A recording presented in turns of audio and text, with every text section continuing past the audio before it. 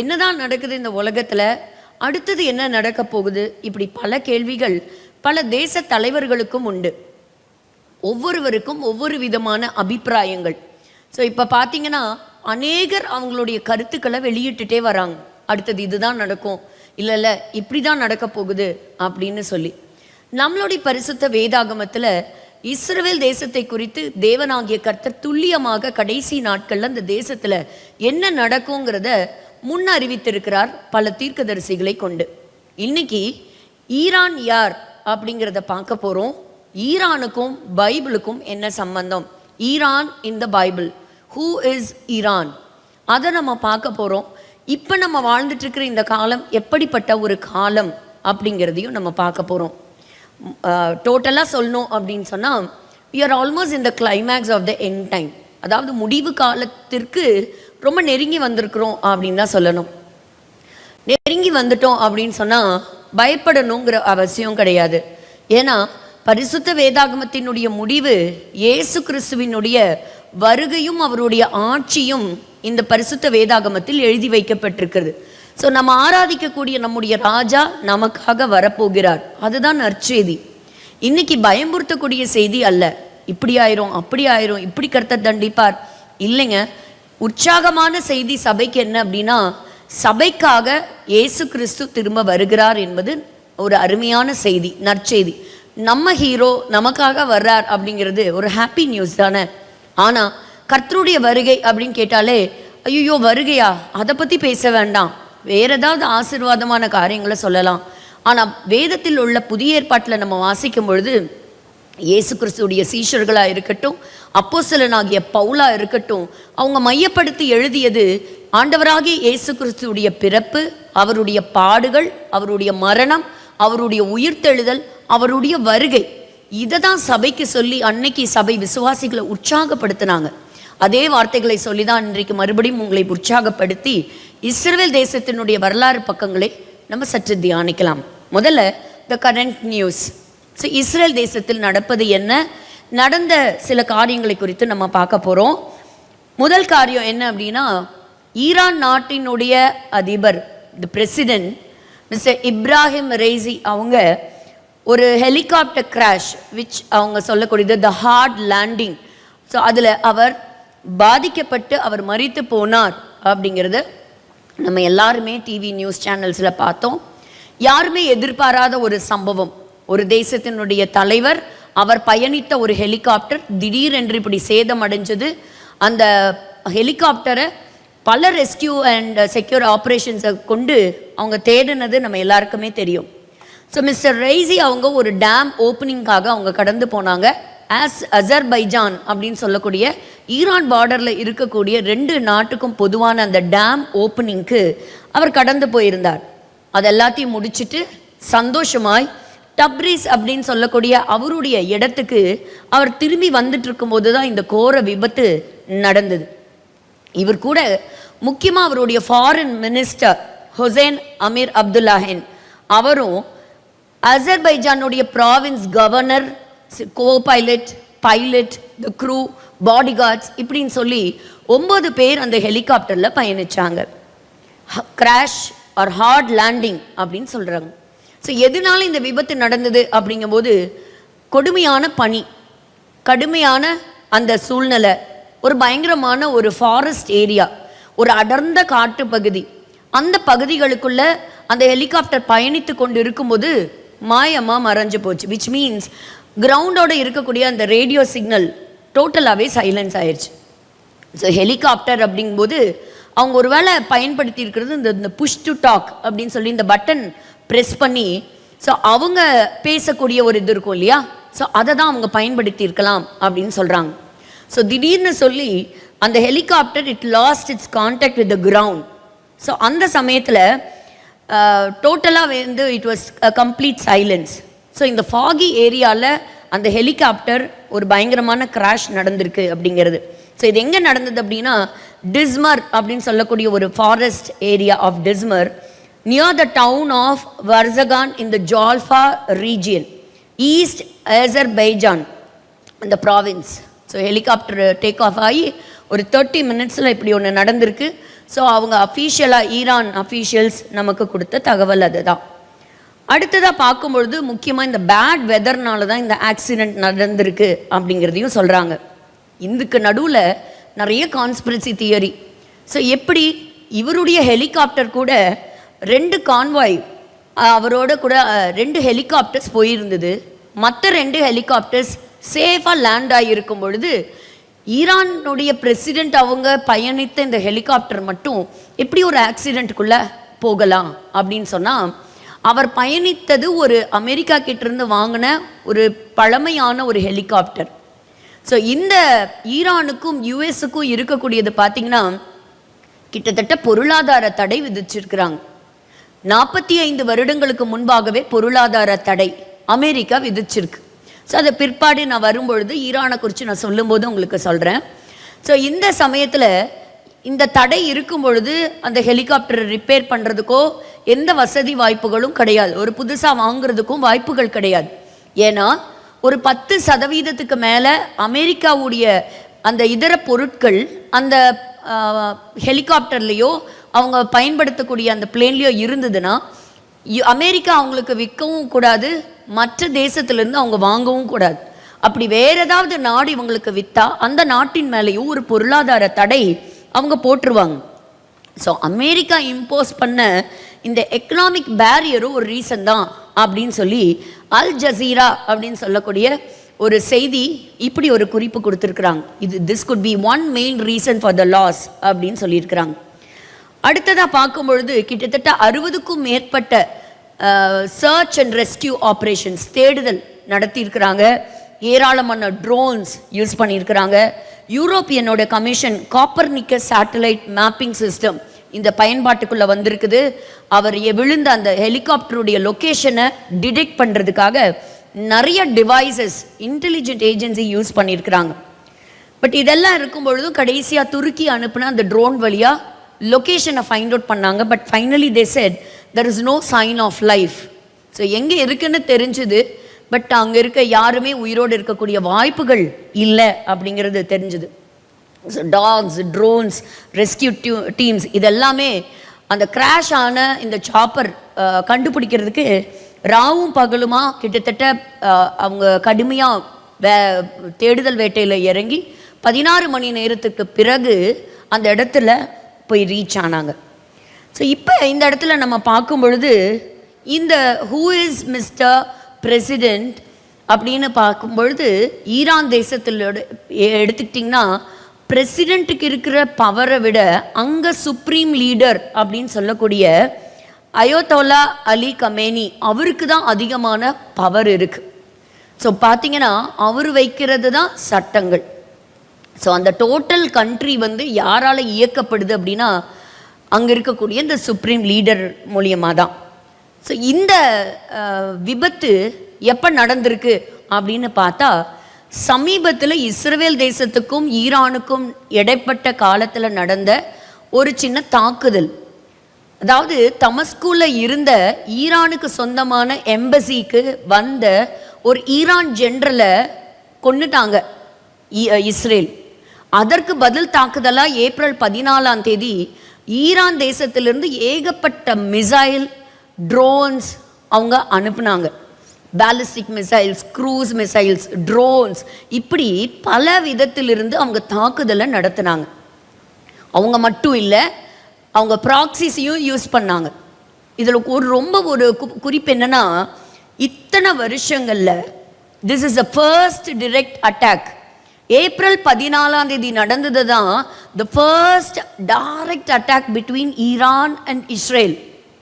இதற்கு முன்பாக வரைக்கும் தாக்குதலை இவங்களுடைய ப்ராக்சின்னு நம்ம சொல்லக்கூடிய ஹமாஸாக இருக்கட்டும், ஹெஸ்போலாவாக இருக்கட்டும், ஹூத்தீஸாக இருக்கட்டும், இவங்க வழியாக தான் அவங்க தாக்குதல் நடத்தினாங்களே தவிர இவங்க டைரக்டாக எந்த ஆயுதங்களையும் அவங்க டைரக்டாக இவங்களுடைய எல்லைக்குள்ளே அனுப்பவே இல்லை. It was totally un unprecedented attack. So அந்த பிபிடியும் ஒரு பக்கம் பாருங்கள். இதில் first we lost 2 important leaders. So ஒன்று த பிரசிடெண்ட், இன்னொன்று த ஃபாரின் மினிஸ்டர். இதில் என்ன அப்படின்னா, கொஞ்ச நாளைக்கு முன்னாடி தான் ஸோ அவர் சொன்ன ஒரு கருத்து, if Israel comes in conflict again with Iran, there will be nothing left in Israel அப்படின்னு சொன்னார். அப்படின்னா மறுபடியும் ஈரானோட இஸ்ரேல் ஏதாவது தாக்குதல் நடத்துறதுக்கு முயற்சி செஞ்சதுன்னா இஸ்ரேலில் ஒன்றும் மீதியாக இருக்காது, டோட்டலாகவே நாங்கள் கம்ப்ளீட்டாக டிஸ்ட்ராய் பண்ணிடுவோம் இஸ்ரேலன்.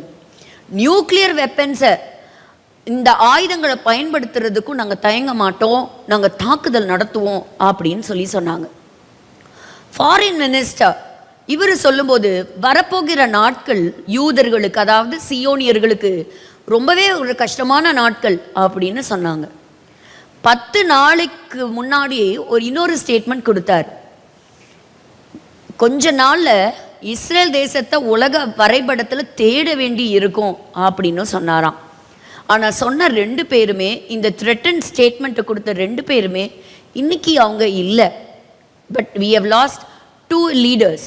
சரி, இந்த 2 லீடர்ஸ் சில கண்ட்ரீஸ்க்கு, சில மக்களுக்கு ஹீரோவாகவும், சிலருடைய பார்வையில் வில்லனாகவும் தெரியுறாங்க. ஸோ இவரை பற்றி சொல்லும் பொழுது, இந்த பிரசிடெண்ட்டை பற்றி சொல்லும்போது த புட்சர் ஆஃப் தெஹரான் அப்படின்னு சொல்கிறாங்க.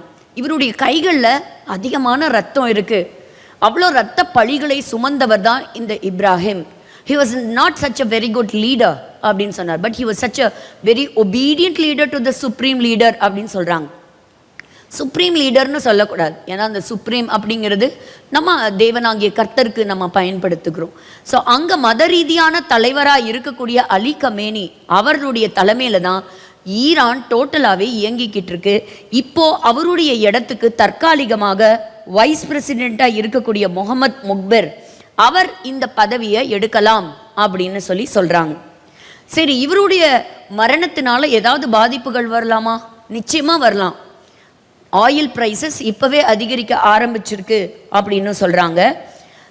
மிடில் ஈஸ்டில் ஒரு அடுத்த சக்சஸர், த நெக்ஸ்ட் சுப்ரீம் லீடராக வருவதற்கு இப்ராஹிம் அவங்க தான் ஒரு சரியான பொட்டென்ஷியல் கேண்டிடேட்டாக இருந்தாங்க, அவங்க தான் வருவாங்கன்னு எதிர்பார்த்த சூழ்நிலையில் இப்படி திடீர்னு அவர் காலமானது. அடுத்த சுப்ரீம் லீடர் யார் வருவா? ஏன்னா இப்போ இருக்கக்கூடிய அலி கமேனி அவர்களுக்கு 85 வயது ஆயிடுச்சு, அவருக்கும் அந்த வயதுக்குரிய பலவீனங்கள் இருக்குது. ஸோ அந்த சமயத்தில் இனி அடுத்த சுப்ரீம் லீடராக யார் வருவா அப்படிங்கிற பட்டியலில் அவருடைய மகன்களுடைய பெயரும் கொடுக்கப்பட்டிருக்கிறதா சொல்கிறாங்க. பட் யார் சுப்ரீம் லீடராக வருவாங்கங்கிறது நமக்கு தெரியல. ஆனால் இந்த மரணம் சில பாதிப்புகளை உண்டாக்குமா அப்படின்னா உண்டாக்கக்கூடிய சில இடங்களும் இருக்குது. மற்றபடி சுப்ரீம் லீடருடைய ஆட்சிக்கு கீழே இருக்கிறதுனால அவருடைய அசைவில், அவருடைய கமாண்டில் அது எப்பவும் போல் செயல்படும் அப்படின்னு தான் சொல்கிறாங்க. 2க்குமே ஈக்குவலண்ட்டான ஃபாரின் மினிஸ்டரும் அந்த பொசிஷனை அடாப்ட் பண்ணுவார். ஜூன் 28 அவங்களுடைய அடுத்த எலெக்ஷன் இருக்குன்னு சொல்லப்படுகிறது. பல தேசங்களில் இவருடைய மரணத்தை கண்டலன்ஸ், ரொம்ப துக்கம் அனுசரித்து அதை ரொம்ப அவங்களுடைய துக்கத்தை வெளிப்படுத்தினாங்க. ஒரு சில இடங்களில் அதை சந்தோஷமாகவும் பாதிச்சாங்க. ஸோ ஹீரோவாக இருந்தது யாருக்கு அப்படின்னு பார்த்தீங்கன்னா, இந்த டெரரிஸ்ட் குரூப்பாக இருந்தாங்க இல்லையா, ஹமாஸ், ஹெஸ்போலா, இந்த ஹூத்தீஸ், இவங்களுக்கெல்லாம் பார்த்தீங்கன்னா பணத்தை கொடுத்து, ஆயுதங்களை கொடுத்து, ட்ரைனிங்கை கொடுத்து, வெப்பன்ஸை கொடுத்து நிறைய இவங்களுக்கு பின்னாடி சப்போர்ட் சிஸ்டமாக வச்சுட்டு தான் இவங்க இயங்கிட்டு இருந்தாங்க. ஸோ அவங்களுக்கெல்லாம் ஒரு மிகப்பெரிய ஒரு கவலைக்குரிய, ஒரு துக்கத்துக்குரிய ஒரு விஷயமாக நம்ம சொல்லலாம். அடுத்தது ஒரு சில நாடுகளுக்கு இந்த இவருடைய மரணம் தற்காலிகமாக நடந்து கொண்டிருக்கக்கூடிய இந்த யுத்தத்தில் ஒரு மாற்றம் வரலாம் அப்படின்னு சொல்லப்படுகிறது.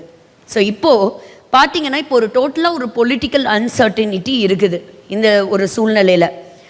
சரி, நிறைய பேர் சொல்கிறாங்க இந்த கான்ஸ்பிரசி தியரியில், ஏன் இந்த மரணத்துக்கு பிற்பாடு ஏப்ரல் 14 ஈரான் நடத்தின இந்த தாக்குதலுக்கு பதிலடியாக ஒருவேளை இன்னைக்கு இருக்கக்கூடிய இந்த தலைவரை மொசாட், அதாவது இஸ்ரேலில் இருக்கக்கூடிய தி இன்டெலிஜென்ட் டீம், இந்த சீக்ரெட் வாரியர்ஸ் அப்படின்னு சொல்லக்கூடிய, இந்த ஸ்பைன்னு சொல்லக்கூடிய இந்த டீம் ஏன் செயல்பட்டிருக்கக்கூடாது அப்படின்னு சொல்லியும் சில கேள்விகள். ஆனால் இதுக்கு எந்த இயக்கமும் இதுவரைக்கும் அவங்க பதில் கொடுக்கல. இட் வாசன்ட் அஸ் அப்படின்னு சொல்லி ஒரு காமனான ஒரு ஜென்ரல் மெசேஜ் தான் வந்திருக்கு. ஸோ ஒரு பெரிய தலைவரை அவ்வளோ சீக்கிரத்தில் யாருமே தொட மாட்டாங்க. பிகாஸ் எல்லாருக்குமே தெரியும் அது ஒரு பெரிய உலக யுத்தத்துக்கோ ஒரு பெரிய அடுத்து ஒரு நிலைக்கு பிரச்சனைக்கு தள்ளும் அப்படிங்கிறது எல்லாருக்குமே தெரியும். அதனால் அது அமெரிக்காவாக இருக்கட்டும், இஸ்ரேலாக இருக்கட்டும், இந்த காரியத்தை அவங்க செய்திருப்பாங்களா அப்படிங்கிறது ஒரு பெரிய கேள்விக்குறி தான். ஆனால் ஊடகங்கள் மத்தியில் மொசாடுடைய பெயரை எல்லாருமே ஸ்மெல் பண்ணுறத நம்ம பார்க்குறோம். ஏன்னா மொசாடுடைய நடவடிக்கைகள் அப்படிப்பட்டது. அவங்களுடைய பழைய ரெக்கார்டெல்லாம் எடுத்து பார்த்தீங்கன்னா, so the most powerful intelligent team in the world அப்படின்னு சொன்னால் அதில் மொசாடை சொல்லுவாங்க. ஸோ மொசால் எடுக்கக்கூடிய நடவடிக்கையாக இருக்கட்டும், அவங்களுடைய அடுத்த மூவாக இருக்கட்டும், ஸோ அது வந்து இதுவரைக்கும் யாருமே யோசிக்காத, திட்டமிடாத, அப்படி ஒரு பயன்பாட்டுக்குள்ளே கொண்டு வரக்கூடிய ஒரு டீமாக இருக்கும் அப்படின்னு சொன்னாங்க. ஒரு சின்ன இன்டர்வியூவில் நான் கேட்கும்போது அவங்க சொல்கிறாங்க, அதாவது what is above the table அது ரொம்ப அந்த க்ரௌட் கம்மியாக இருக்கும், but what is below the table it is always crowded. அப்படின்னா என்ன அர்த்தம்னா, ரகசியமான தகவல்கள் ஒவ்வொரு நாளும் இஸ்ரவேலுக்கு millions and millions of data வருவான். அந்த டேட்டாவை வாங்கி அவங்க ப்ராசஸ் பண்ணி அனலைஸ் பண்ணி அதை அவங்க என்ன செய்கிறாங்க, ஆக்ஷன் எடுக்கிறாங்க. ஸோ இவ்வளோ பண்ணவங்க ஏன் அக்டோபர் 7 விட்டுட்டாங்கன்னு கேட்குறீங்களா? அதுக்கு யார்கிட்டையுமே அந்த பதில் இல்லை. ஸோ மொசாடுடைய பழைய ரெக்கார்ட்ஸ் எல்லாம் எடுக்கும் பொழுது பார்த்தா என்டபி ஆப்ரேஷனாக இருக்கட்டும், ஒலிம்பிக் கேம்ஸில் பார்ட்டிசிபேட் பண்ண போன அவங்களுடைய இஸ்ரேல் அவங்களுடைய பிளேயர்ஸை கொன்னதுக்கு ஒவ்வொரு நாடு புகுந்தும் அவங்க பழி வாங்கி ஒருத்தர் பாக்கி இல்லாமல் கொலை செஞ்சதா இருக்கட்டும், சீரியா நாட்டுக்கு உளவுத்துறைக்கு அவங்க எலி கோகனை அனுப்பி சீரியா நாட்டினுடைய முக்கியமான தகவல்களை அவங்க சேகரித்தாங்க. சீரியாவில் இருக்கக்கூடிய கோலான் ஹைட்ஸ் அப்படிங்கிற பகுதியை 1967 6 நாள் யுத்தத்தில் அவங்க ஜெயிச்சதுக்கு மொசாடுடைய பங்கு ரொம்ப ரொம்ப வலிமை வாய்ந்ததுன்னே சொல்லணுங்க. எலி கோகனை அர்ஜென்டினாவில் இருக்கிற ஒரு மனிதராகவும் ஒரு வியாபாரியாகவும் சீரியா நாட்டுக்குள்ளே அனுப்பி அவர் சீரியா நாட்டினுடைய பூர்வீகத்தை சேர்ந்தவர்னு சொல்லி நம்ப வச்சு பல வருஷமாக சீரியா நாட்டுக்குள்ளே இருந்து இந்த ஸ்பை வேலையை பார்த்து நிறைய டேட்டாவை கலெக்ட் பண்ணாங்க. ஆனால் கடைசியில் அவர் ஒரு சின்ன தகவலை பரிமாறிக்கொண்டு இருக்கும் பொழுது அவர் பிடிபட்டார். அவரை வந்து ஒரு காமனாக அவருக்கு ஒரு மரண தண்டனையும் கொடுத்தாங்க.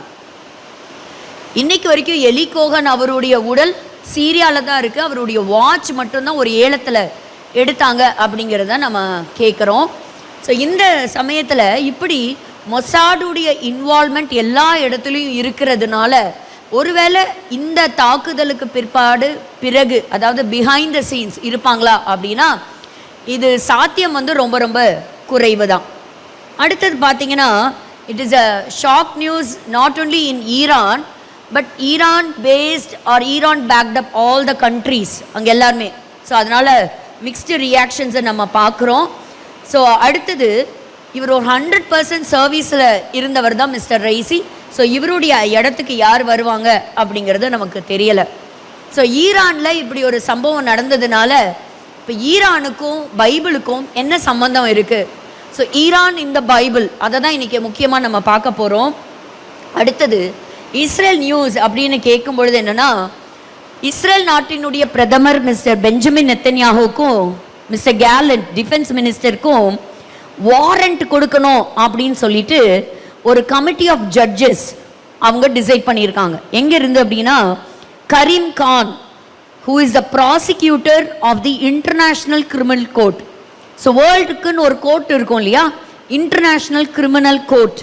ஸோ அந்த கோர்ட் இன் ஹேக் அங்கேருந்து என்ன சொல்லியிருக்காருன்னா, இதில் இப்போ நடக்கிற இந்த யுத்தத்தில் எத்தனையோ அப்பாவி மக்கள், சின்ன குழந்தைகள், பெண்கள், குடும்பங்கள் சிதைக்கப்பட்டு 35,000 கிராஸ் ஆயிருச்சு டெத்து மட்டுமே, ஏராளமான பேர் இன்ஜூர்ட். ஸோ இந்த இதுக்கு நம்ம இவங்களுக்கெல்லாம் அரெஸ்ட் வாரண்ட் கொடுக்கணும் அப்படிங்கிறது மிஸ்டர் கரீம் கான் அவர் ஒரு இது தாக்கல் வச்சிருக்கிறார். ஸோ அதுக்கு யார் யாருக்கெல்லாம் நம்ம வாரண்ட் இஷ்யூ பண்ணணும் அப்படின்னா, prime minister Benjamin Netanyahu, defence minister Yoav Gallant, Hamas leader Yahya Sinwar. அடுத்தது இந்த அக்டோபர் 7 நடந்த இந்த தாக்குதலுக்கு முக்கிய காரணமாக இருந்த முகமது டேஃப் அண்ட் இஸ்மாயில் ஹனியே, இவங்க எல்லாருக்கும் நம்ம அரெஸ்ட் வாரண்ட் உடனே கொடுக்கணும். இதுக்கு ஒரு கூட்டமைப்பு நீதிபதிகளுடைய ஒரு கூட்டமைப்பு ஏற்படுத்தி இதை எக்ஸாமின் பண்ணி இவங்களுக்கு வாரண்ட் அனுப்பணும் அப்படின்னு சொல்லி மிஸ்டர் கரீம் கான் ரொம்பவே வலியுறுத்தி வருகிறார். அதற்கு பல நாடுகள் ஆமாம் அதை ஆக்ஷன் எடுக்கணும்னு சொல்லி சில யூரோப்பியன் கண்ட்ரீஸும் பேக்கப் பண்ணியிருக்கிறாங்க. இதற்கு பதில் தெரிவிக்கும்படி prime minister mister Benjamin Netanyahu சொல்லக்கூடியது என்ன அப்படின்னா, மிஸ்டர் கரீம் கான் இப்படிப்பட்ட ஒரு அரெஸ்ட் வாரண்ட்டை எலெக்ஷனில் வந்த டெமோக்ராட்டிக் லீடர்ஸ் ஆஃப் இஸ்ரேல் அவங்கள இந்த டெரரிஸ்ட் குரூப் இவங்களுக்கு நிகராக எங்களை வைத்து எங்களுக்கு அரெஸ்ட் வாரண்ட் கொடுக்கணும் அப்படிங்கிறது ஒரு நியாயம் இல்லாத ஒரு செயல். ஏன்னா எங்களுக்கு நடந்தது ஒரு அநியாயம். ஏற்கனவே அடால்ஃப் ஹிட்லர் மூலமாக இந்த வேர்ல்டு வார் 2ல கிட்டத்தட்ட 6 மில்லியன் ஜூஸ் கொலை செய்யப்பட்டிருக்கிறாங்க. அதை நம்ம ஹாலோகாஸ்ட்னு சொல்கிறோம். இப்போ நடந்ததே அக்டோபர் 7ஆம் தேதி நடந்த சம்பவம் இது ஒரு மினி ஹாலோகாஸ்ட். கிட்டத்தட்ட செப்டம்பர் 11 அமெரிக்காவில் நடந்த அட்டாக் மாதிரி இது 30 டைம்ஸ் அதிகம் எங்கள் நாட்டில் நடந்தது அப்படின்னு சொல்கிறாங்க. நெத்தன்யாஹூ முன் வைக்கிறது என்ன அப்படின்னா, எங்கள் நாட்டிலேருந்து கிட்டத்தட்ட 1200 யூதர்களை கொலை செய்திருக்கிறாங்க, எங்களுடைய யூத பெண்களை ரேப் பண்ணியிருக்கிறாங்க, மானபங்கம் பண்ணியிருக்கிறாங்க, அடுத்தது சின்ன குழந்தைகளை எரிச்சிருக்கிறாங்க. அதாவது ஒரு வீடியோ கேட்கும்போது பார்த்தா சொல்கிறாங்க சின்ன பேபிஸாக அவனில் வச்சாங்களாம். ஸோ அந்த வீடியோலாம் பார்க்கும் பொழுது ஆரம்பத்தில் ஒரு சில அதிகாரிகள் மட்டுமே சில பார்த்து அந்த வீடியோஸை பார்க்கவே முடியாமல் வெளியே ஓடி வந்துட்டாங்களாம். அக்டோபர் 7 அட்டாக் உடைய ஒரு சில வீடியோஸ் வலைதளங்களில் வரல, பட் இந்த வீடியோஸை பார்த்த சில அதிகாரிகள் பார்க்கவே முடியாமல் வெளியே வந்துட்டாங்களாம். அந்த அளவுக்கு ஒரு கொடுமையாக எங்களுடைய யூத மக்களை நடத்தின அவங்களையும் எங்களையும் ஈக்குவேட் பண்ணி நிகராக நடத்துறது it is a total disgraceful thing அப்படின்னு அவர் சொல்லியிருக்கிறார். It is a false and twisted moral equivalence அப்படிங்கிறத அவர் தெரிவித்திருக்கிறார். அடுத்தது இஸ்ரேலுக்கு இந்த இடத்துல இப்போவும் அமெரிக்கா சப்போர்ட்டில் தான் இருக்குது இந்த கேஸில். ஏன்னு கேட்டால் காசா பகுதியில் இருக்கக்கூடிய அந்த சிவிலியன்ஸை காப்பாற்றுறதுக்கு தான் இஸ்ரேல் முயற்சி செஞ்சு கொண்டு இருக்கிறது. ஏன்னா ஒரு இடத்துல தாக்குதல் நடத்துறதுக்கு முன்பாக அந்த இடத்துல ஃப்ளையர்ஸ் வழியாக இந்த இடத்துல நாங்கள் தாக்குதல் நடத்துகிறோம் அப்படிங்கிறத முன்னறிவிப்பு கொடுக்குறாங்க. அந்த இடத்த இவாக்குவேட் பண்ணணுங்கிறத சொல்கிறாங்க. நீங்கள் காலி பண்ணணும், வேறு இடத்துக்கு மூவ் பண்ணுங்கன்னு சொன்னாலும் அங்கே ஆக்கிரமித்து செயல்பட்டு இருக்கிற இந்த ஹமாஸ் அங்கே குடியிருக்கக்கூடிய மக்களை ஒரு கருவியாக பயன்படுத்தி அவங்களுக்கு பின்னாடி அவங்க ஒளிஞ்சிருக்கிறாங்க. ஸோ அவங்க அங்கே இருக்கக்கூடிய அப்பாவி பாலஸ்தீனர்கள் கொலை செய்யப்படுறது கூட அவங்க என்ன பண்ணுறது இல்லைன்னா ஒரு பெரிய விஷயமா எடுத்துக்கிறது இல்லை அப்படிங்கிறது தான் அவங்க சொல்லணும். ஸோ இந்த இடத்துல நமக்கு இன்னொரு ஒரு ஷாக்கிங் நியூஸ் என்ன அப்படின்னா, ராஃபா பகுதிகளுக்குள்ள நுழையக்கூடாது, நுழைஞ்சா நாங்களே உங்களுக்கு சப்போர்ட் பண்ண மாட்டோம் அப்படின்னு சமீபத்தில் அமெரிக்கா பிரசிடென்ட் ஜோ பைடன் கூட சொன்னார். So you should not enter Rafah. ஆனால் நிச்சயமாக இவங்க இப்படிப்பட்ட ஒரு இன்டெலிஜென்ட் ஏஜென்சி வச்சிருக்கிறதுனால அங்கே இருக்கக்கூடிய தகவல்களை இஸ்ரேல் நிச்சயமாக சேகரிச்சிருக்கும். ஸோ அவங்களுடைய ஃபைட் எல்லாமே அவங்களுடைய எக்ஸிஸ்டன்ஸ்க்காக, ஈரானாக இருக்கட்டும் மற்ற நாடுகளாக இருக்கட்டும், யூதர்களை நாங்கள் கம்ப்ளீட்டாக நாங்கள் அழிப்போம், இஸ்ரேலுங்கிற ஒரு பேரே இல்லாமல் பண்ணுவோம், அதை எங்களுடைய பாலஸ்தீனர்களுக்கு வாங்கி கொடுப்போம். இதுதான் அவங்களுடைய ஸ்லோகனாகவே இருக்குது. ஆனால் தைரியமாக ராஃபாக்குள்ளே என்ட்ரு ஆனவங்க அங்கே அண்டர் கிரவுண்டில் இருந்த ஏராளமான டனல்ஸ் அங்கே கண்டுபிடிச்சிருக்கிறாங்க. அது மட்டும் இல்லைங்க, இந்த ஐடிஎஃப் அதாவது இஸ்ரேல் டிஃபென்ஸ் ஃபோர்ஸ் அங்கே போய் ஒரு பெரிய ஒரு ட்விஸ்ட் என்ன தெரியுமா, அங்கே கண்டுபிடிச்ச ஆயுதங்கள் எல்லாமே சைனா மேடு ஆயுதங்களை கண்டுபிடிச்சிருக்கிறாங்க. சைனீஸ் மிலிட்ரி எக்யூப்மெண்ட் இன் ஹமாஸ் வேர்ஹவுஸ், அவங்களுடைய கிடங்குகளில் சைனாவில் தயாரிக்கப்பட்ட இந்த யுத்தத்துக்கு பயன்படுத்தக்கூடிய மிலிட்ரி ஆயுதங்களை அவங்க கண்டுபிடிச்சிருக்கிறாங்க. ரைஃபிள்ஸ் நிறையா, அசால்ட் ரைஃபிள்ஸ், துப்பாக்கி QBZ assault rifles made in China, grenade launchers QLZ 87 automatic grenade launchers made in China, the telescopic sights அதாவது ரைஃபிளில் முன்னாடி அந்த டெலஸ்கோப் வச்சு அந்த குறிப்பாத்து அடிப்பாங்க பார்த்தீங்களா, அந்த டெலஸ்கோபிக் அந்த சைட்டு அதெல்லாம் வாங்கினது it was in from China. Cartridges for M16 high and communication equipment, தொடர்புக்காக பயன்படுத்தின ஒரு அதிநவீன ஒரு தொடர்புக்காக பயன்படுத்தின சில devices, listening devices, military radios, தகவல் பரிமாற்றத்துக்காக அவங்க பயன்படுத்தினது, சாஃபிஸ்டிகேட்டட் எக்ஸ்ப்ளோசிவ்ஸ். அப்புறம் அதில் பார்த்தீங்கன்னா ஒரு சில இடத்துல ஒரு சில மனிதர்களை மட்டும் தாக்குதல் நடத்தக்கூடிய சில ஸ்பெஷல் எக்ஸ்ப்ளோசிவ்ஸ் தான். And finally Chinese rocket technology was also found.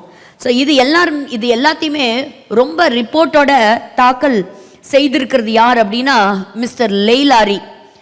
Who is Leilari? The retired air force foreign area officer. So அப்போ எப்படி இந்த ஹமாஸுக்கு வந்திருக்கு? சைனாலிருந்து ஈரான், ஈரான்லேருந்து ஹமாஸ். இப்போ நான் சொன்ன இந்த பேரெல்லாம் நீங்கள் ஞாபகம் வச்சுக்கணும். ஏன்னா இந்த வார்த்தைகளை வச்சு இப்போ நம்ம சில ப்ராஃபட்டிக்கல் பேசேஜஸ்குள்ளே நம்ம கடந்து போக போகிறோம். ஸோ சைனீஸ் மிலிட்ரி டெக்னாலஜி இது எல்லாமே இந்த இடத்திற்குள்ளே கண்டுபிடிச்சிருக்கிறாங்க. அது ஹெஸ்போலாவாக இருக்கட்டும், இல்லைனா ஈராக்கி ஷியா மிலிட்ரி குரூப்ஸாக இருக்கட்டும், இவங்க எல்லாருமே பயன்படுத்தி இருக்கிறாங்க. அது எல்லாத்தையுமே அவங்க எடுத்திருக்கிறாங்க. ஸோ இஸ்ரேல் அது அங்கிருந்தெல்லாம் எடுத்திருக்கிறாங்க. ஸோ இஸ்ரேலை சுற்றி இருக்கக்கூடியது எல்லாமே ஏகப்பட்ட ஒரு தாக்குதல் நடத்தக்கூடிய சில நாடுகள் தான். அடுத்தது பார்த்தீங்கன்னா பிணை கைதிகள் அங்கேருந்து பிடிச்சிட்டு போனாங்கல்ல, ஹண்ட்ரட்ஸ் ஆஃப் ஹாஸ்டேஜஸ். அக்டோபர் 7ஆம் தேதி நிறைய பேர்த்த பிடிச்சிட்டு போனாங்க. பிடிச்சிட்டு போனதில் 3 பேர்த்துடைய சடலங்களை IDF மீட்டிருக்குது. ஸோ அதோடைய பிக்சர்ஸ் அவங்கள பார்க்கலாம், அதோட வீடியோஸ் கூட இருந்தது. But the videos were very disturbing. பார்த்தீங்கன்னா அவ்வளோ ஒரு கொடுமையாக. ஸோ அதில் இருக்கிற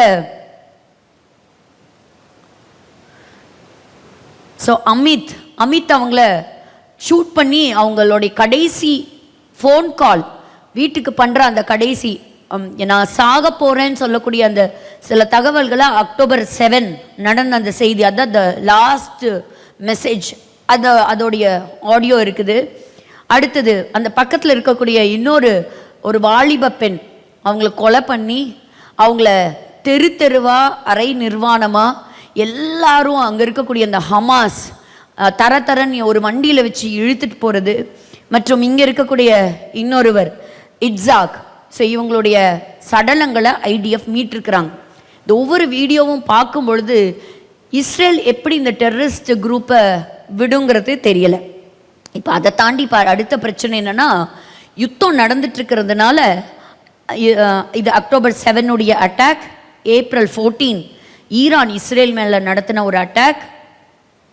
ஸோ அடுத்தது இப்போது இந்த காசா பகுதிகளில் சாப்பாடு கொடுக்க முடியாத ஒரு சூழ்நிலை, லேக் ஆஃப் ஃபுட் சப்ளை.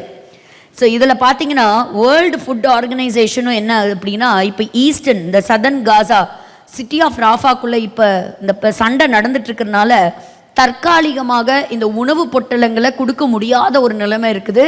அங்கே இருக்கக்கூடிய அந்த காசா மக்கள் ரொம்பவே கஷ்டப்படுறாங்க. ஸோ யுனைடெட் நேஷன்ஸும் வேறு ஆல்டர்னேட்டிவ் வழி என்ன இருக்கும் இவங்களுக்கெல்லாம் நம்ம உணவு கொடுக்கறதுக்கு அப்படிங்கிறதுக்கு அவங்க பார்த்துட்ருக்குறாங்க. ஸோ நம்மளுடைய ஜெபங்களில் சீக்கிரமாக இந்த யுத்தம் நிற்கணும், இது எஸ்கலேட் ஆகக்கூடாது. அங்கே இருக்கக்கூடிய சிறு குழந்தைங்கள்லேருந்து பெரியவங்க வரைக்கும் உணவு தட்டுப்பாடுனால பசியினால் ரொம்பவே பாதிக்கப்பட்டிருக்கிறாங்க. அங்கே ஒரு பாதுகாப்பு இல்லாத ஒரு சூழ்நிலைனால அந்த இடத்திற்குள்ளே சாப்பாடு கொண்டு போக முடியல அப்படிங்கிறது வேர்ல்டு ஃபுட் ஆர்கனைசேஷன் அறிவிச்சிருக்குது. ஸோ இதுதான் இப்போதைக்கு அங்கே இருக்கக்கூடிய சூழ்நிலைகள். இப்போ நம்ம பார்க்க போகிறது என்ன அப்படின்னா, ஈரான் இன் பைபிள். ஸோ ஈரான்னா என்ன தெரியுமா? Iran is Persia, Persia is Iran.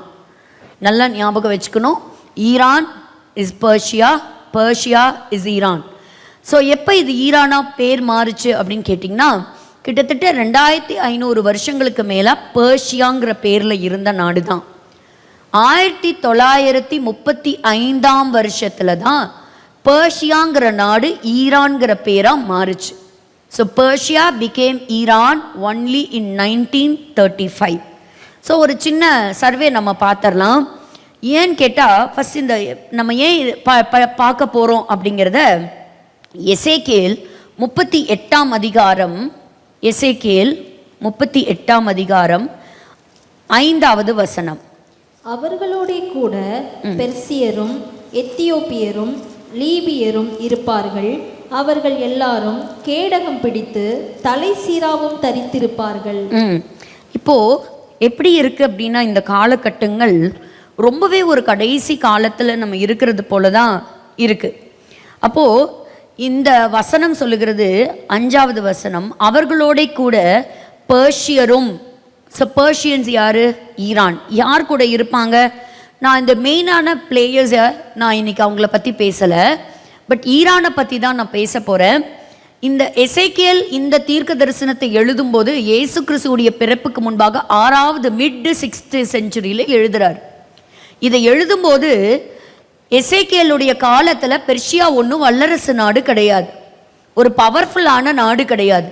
இஸ்ரவேலுங்கிற ஒரு தேசத்தை எதிர்த்து வந்து சண்டைக்கு போடுற அளவுக்கு அது வளரல. அப்போதான் இட் வாஸ் அ க்ரோயிங் நேஷன்னு சொல்லலாம். அப்போ தான் முளைச்சிருக்குது, அப்போ தான் வளர்ந்துட்டு இருக்கு. அப்படிப்பட்ட ஒரு நாடு தான் பெர்ஷியா. ஸோ இந்த நாட்டை குறித்து அவர் எழுதுறார். இந்த எழுதின இந்த 38வது இந்த அதிகாரத்தில் தான் நீங்களும் நானும் வாழ்ந்துட்டு இருக்கிறோன்னு சொல்லுவேன். அப்போ இதில் சொல்லப்பட்டிருக்கிற இந்த யுத்தம் தான் இப்போ நடக்குதா அப்படின்னா, இந்த யுத்தம் நடக்கலை, ஆனால் இந்த யுத்தத்துக்கான எல்லா அரேஞ்ச்மெண்ட்ஸும் நடக்குதுன்னு சொல்லுவேன். So everything comes in line with the prophecy. So Israel இதற்கு முன்பாக பார்த்த பல சம்பவங்கள் நிறைவேறிடுச்சு. So that is a history. இப்போ Israel plays a very major role in prophecy.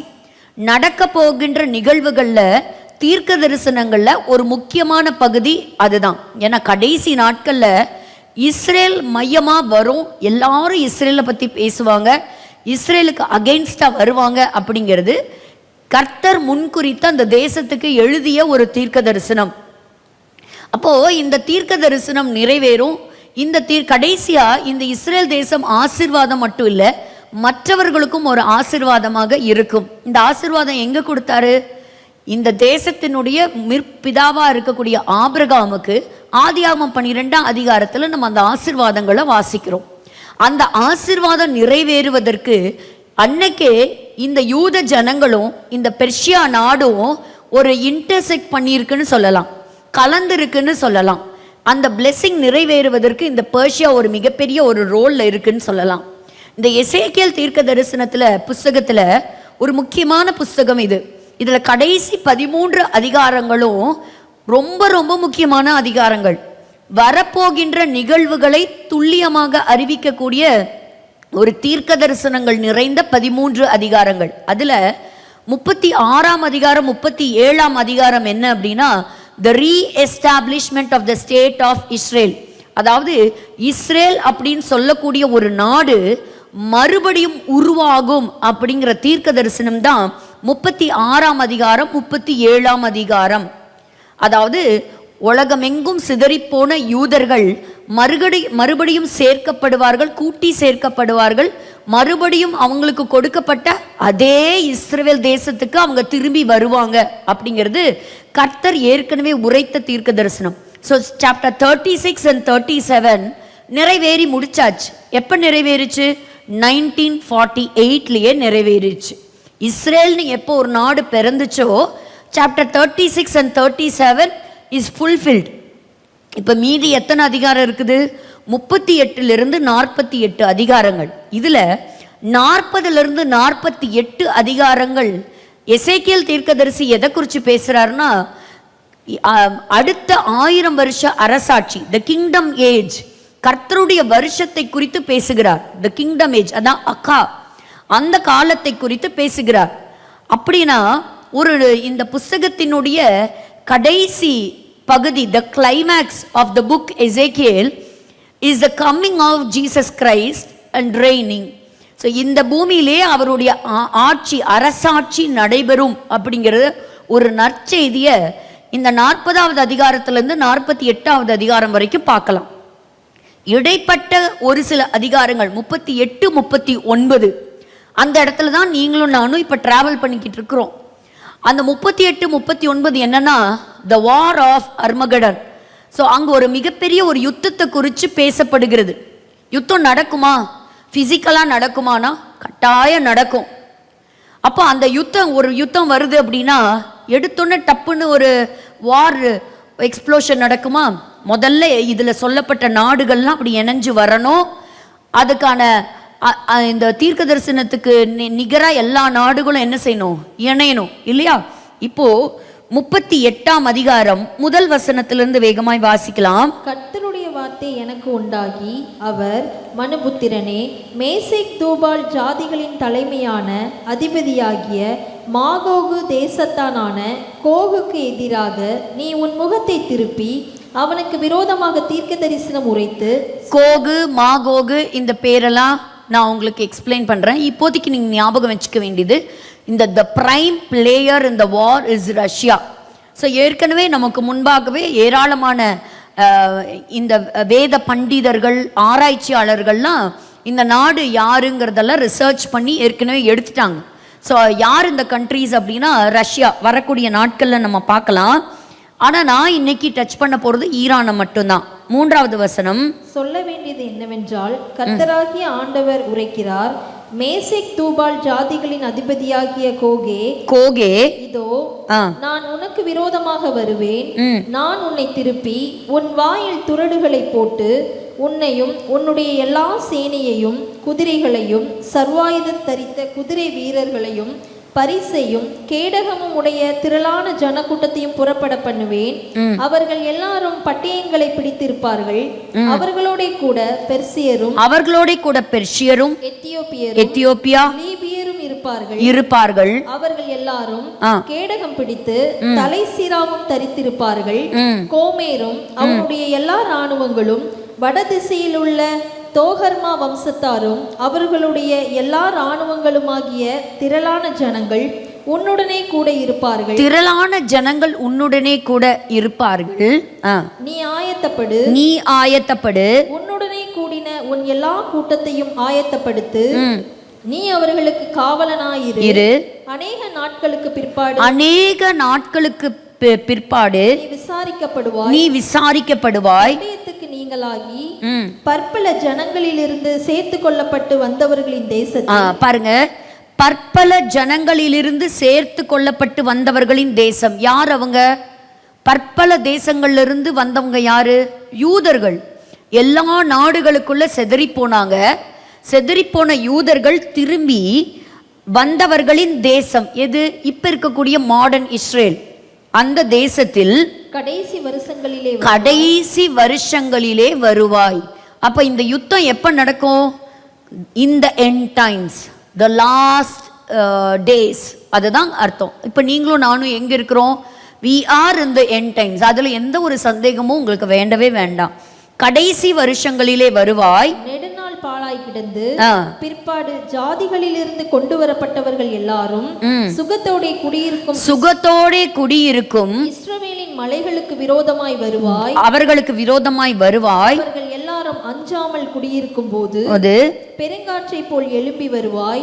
நீயும் உன்னுடைய எல்லா இராணுவங்களும் உன்னுடனே கூட இருக்கும். திரளான ஜனங்களும் கார்மேகம் போல் தேசத்தை மூடுவீர்கள்.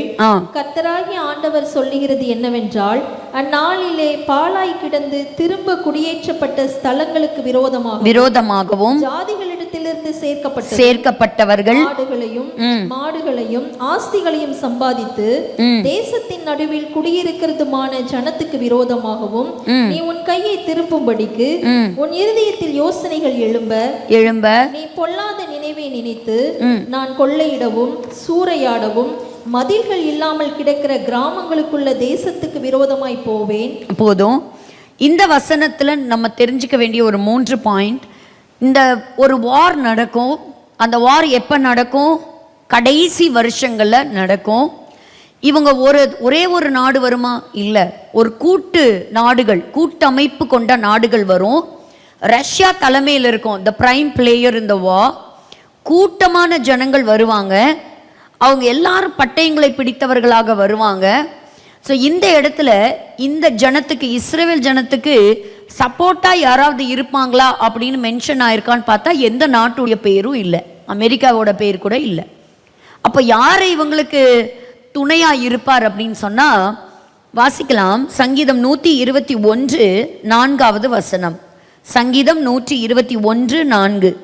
இதோ இஸ்ரவேலை காக்கிறவர் உறங்குவதும் இல்லை, இஸ்ரவேலை காக்கிறவர் உறங்குவதும் இல்லை, உறங்குவதும் இல்லை, தூங்குகிறதும் இல்லை, தூங்குகிறதும் இல்லை.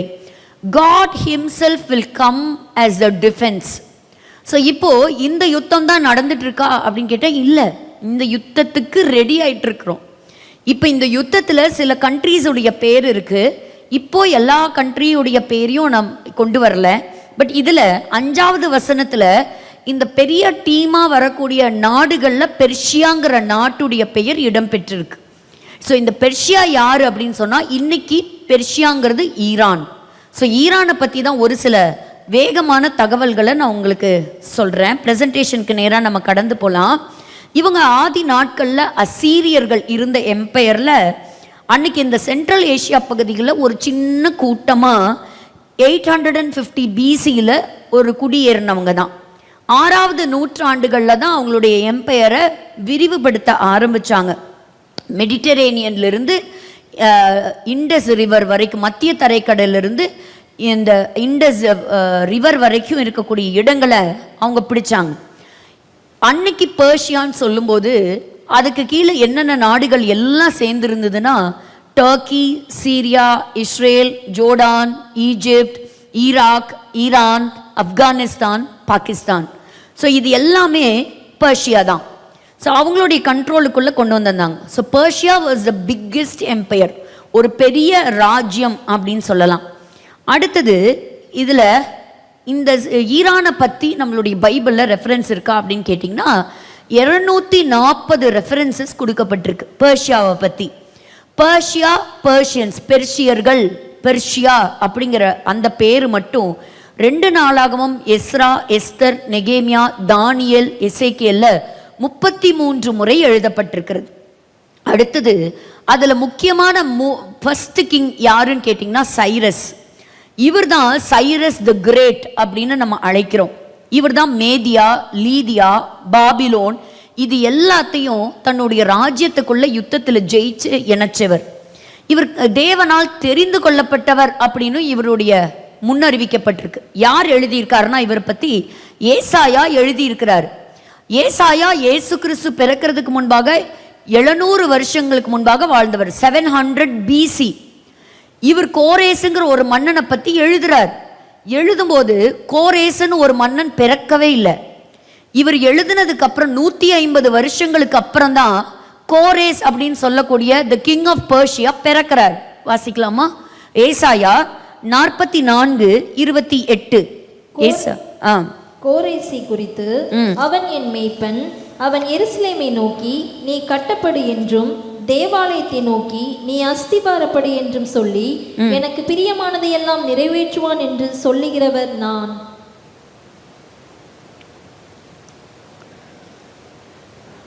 ஏசாயா 44:28 சொல்லப்படுறது. கோரேசை பற்றி சொல்லும் பொழுது என்ன எழுதியிருக்கு அப்படின்னா, இவர் கோரேசை அவன் என் மேய்ப்பன், ஷெப்பர்ட். ஷெப்பர்ட்னா என்ன?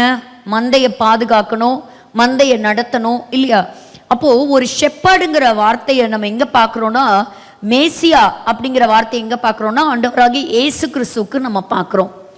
ஏசாயா கோரேச, அதாவது யூதன் அல்லாத ஒருத்தரை இப்படி மேசியான்னு சொல்றார். என் மேய்ப்பன், அவன் எருசலேமை நோக்கி நீ கட்டப்படு என்றும் தேவாலயத்தை நோக்கி அஸ்திபாரப்படு என்றும் சொல்லி எனக்கு பிரியமானதை எல்லாம் நிறைவேற்றுவான் என்று சொல்லுகிறவர் நான்.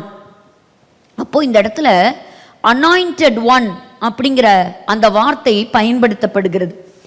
ஏசாயாங்கிற ஒரு தீர்க்கதரிசி கோரேசுடைய பிறப்பையும் சொல்லியிருக்கிறாரு, இயேசு கிறிஸ்துவனுடைய பிறப்பையும் முன்னறிவித்திருக்கிறார். அதை ஏசாயா 7ஆம் அதிகாரத்துல நம்ம பார்க்க முடியும். 2 மேசியாவை குறித்து நம்ம பார்க்கிறோம். இந்த மேசியா, இந்த அனாயிண்டட் ஒன் ஷெப்பர்டுன்னு சொல்லுகிற இந்த கோரேஸ், சைரஸ் தி கிரேட் அப்படின்னு சொல்றவர் இது ஒரு கற்பனை கதாபாத்திரம் கிடையாது. இவர் ஹிஸ்டரி கேரக்டர்ல வாழ்ந்தவர். இப்ப பாருங்க, இவரை கொண்டு என்ன பண்ணாருன்னா, பாபிலோன் தேசத்துல அடிமைகளாக கொண்டு வரப்பட்ட இந்த யூதர்களை, நேபுகாத் நேச்சருடைய காலத்துல கொண்டு வரப்பட்டவர்களை கோரேஸ் மன்னன் ஆனதுக்கு அப்புறம் எல்லாரையும் அவங்கவுங்க நாட்டுக்கு அவர் திருப்பினார், அனுப்பிவிட்டார். நீங்க போய் உங்களுடைய வழிபாடுகள், உங்களுடைய மத ரீதியான வழிபாடுகளை நீங்கள் பின்பற்றலாம் அப்படின்னு சொல்லி அந்த ஃப்ரீடம் கொடுத்தார். அதனால் இந்த சைரஸ்க்கு என்ன ஒரு பேர் அப்படின்னா, ஃபஸ்ட்டு ஹியூமன் ரைட்ஸ் பற்றி பேசினவர், எழுதினவர், இவர் கொடுத்த சில டிக்ரி அதெல்லாமே ஹியூமன் ரைட்ஸை பேஸ் பண்ணி கொடுத்தார் அப்படிங்கிற ஒரு பேர் இவருக்கு உண்டு. த ஐக்கன் ஆஃப் ஃப்ரீடம் அப்படின்னு இவரை அழைக்கிறாங்க. ஸோ இவருடைய பெயர் 19 முறை நம்மளுடைய வேதாகமத்தில் எழுதப்பட்டிருக்கு. இவருக்கு பின்னாடி அதே பெர்ஷியா ராஜ்யத்தில் வந்த ஒரு முக்கியமான ராஜா தான் தரியு. இந்த ராஜாவுடைய பெயர் 4 புஸ்தகங்களில் எழுதப்பட்டிருக்கு, 15 முறை எழுதப்பட்டிருக்கிறது. அகஸ்வேரு, ஜர்க்சிஸ், இவர் பற்றி நம்ம படிக்கிறோம். எஸ்தர் ராஜாத்தியுடைய புஸ்தகத்தில் நம்ம படிக்கிறோம் இல்லையா, இந்த பெர்ஷியர்கள் அவங்கள பற்றி நம்ம படிக்கிறோம். அது 12 முறை அவருடைய பெயர். அர்த்தசக்ஷா, எஸ்ரா நெகேமியாவுடைய காலங்களில் இவர் ராஜாவாக இருந்தவர். இவருடைய பெயர் 13 முறை இந்த பெர்ஷிய நாட்டின் ராஜாவுடைய பெயர் இடப்பட்டிருக்கு. அதை தவிர மற்ற பெர்ஷிய நாட்டு பெயர்கள், மக்களுடைய பெயர்கள், இதெல்லாம் கிட்டத்தட்ட 148 times it is mentioned in the Bible.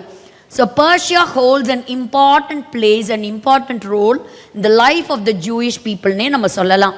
So 240 reference. இதில் பார்த்தீங்கன்னா இவங்களுடைய ஆர்கிடெக்சரல் ஷோபீஸ் காட்டுறதுக்காகவே கட்டினாங்களாமாங்க. இந்த பெர்சிபோலிஸ் அப்படின்னு சொல்லக்கூடிய ஒரு மிக பிரம்மாண்டமான அரண்மனை, அதில் ஏராளமான தூண்கள். இன்றைக்கும் நீங்கள் போனாலும் நீங்கள் பார்க்கலாம். இந்த பெர்சிபோலிஸை தலைநகரமாக வைத்து ஆட்சி செஞ்சது இந்த தரியு தான். இந்த தரியுங்கிற ராஜா இருக்கும் பொழுது இந்த நாட்டை என்ன பண்ணார்னா 20 ஸ்டேட்டாக பிரித்தார், 20 ப்ராவின்ஸ். அதுக்கு பேர் சட்ராபீஸ் அப்படின்னு சொல்லி பெயர். இந்த ஒவ்வொரு ப்ராவின்ஸ்க்கும் ஒரு சட்ராப் ஒரு ஹெட்டாக இருப்பார். வருஷந்தோறும் என்ன செய்யணும்னா அந்த ராஜாவுக்கு கொடுக்க வேண்டிய காணிக்கையை கொண்டு கொடுக்கணும். அப்படி கொடுத்தாங்கன்னா அந்த நாட்டில் ஒரு பிரச்சனை இல்லாமல் அவங்க பாட்டுக்கு இருப்பாங்க. அப்படி செய்வார். ஆனால் அவங்கவுங்க கஸ்டம் ஃபாலோ பண்ணலாம், அவங்களுடைய ரிலீஜியஸ் ப்ராக்டிஸ், அவங்களுடைய கலாச்சாரத்தை பின்பற்றலாம் அப்படிங்கிறதெல்லாம் அவங்க கொடுத்துட்டு இருந்தாங்க. இவர் தான் ஒரு மிகப்பெரிய ரோடு அமைச்சவர். அதுக்கு பேர் ராயல் ரோடு. எதுலேருந்து அமைச்சார்னா சர்தை அப்படின்னு நம்ம பேர் படிக்கிறோம் இல்லையா பைபிளில். ஸோ சர்தையிலிருந்து சூசா நகரம், அங்கே கேபிட்டல் இருந்தது இல்லையா, அது வரைக்கும் ஒரு மிகப்பெரிய ரோடை போட்டவர் இந்த தரியு தான். கிட்டத்தட்ட 2700 கிலோமீட்டருக்கு ஒரு பெரிய ரோடு அமைச்சவர் இவர்னு நம்ம சொல்லலாம்.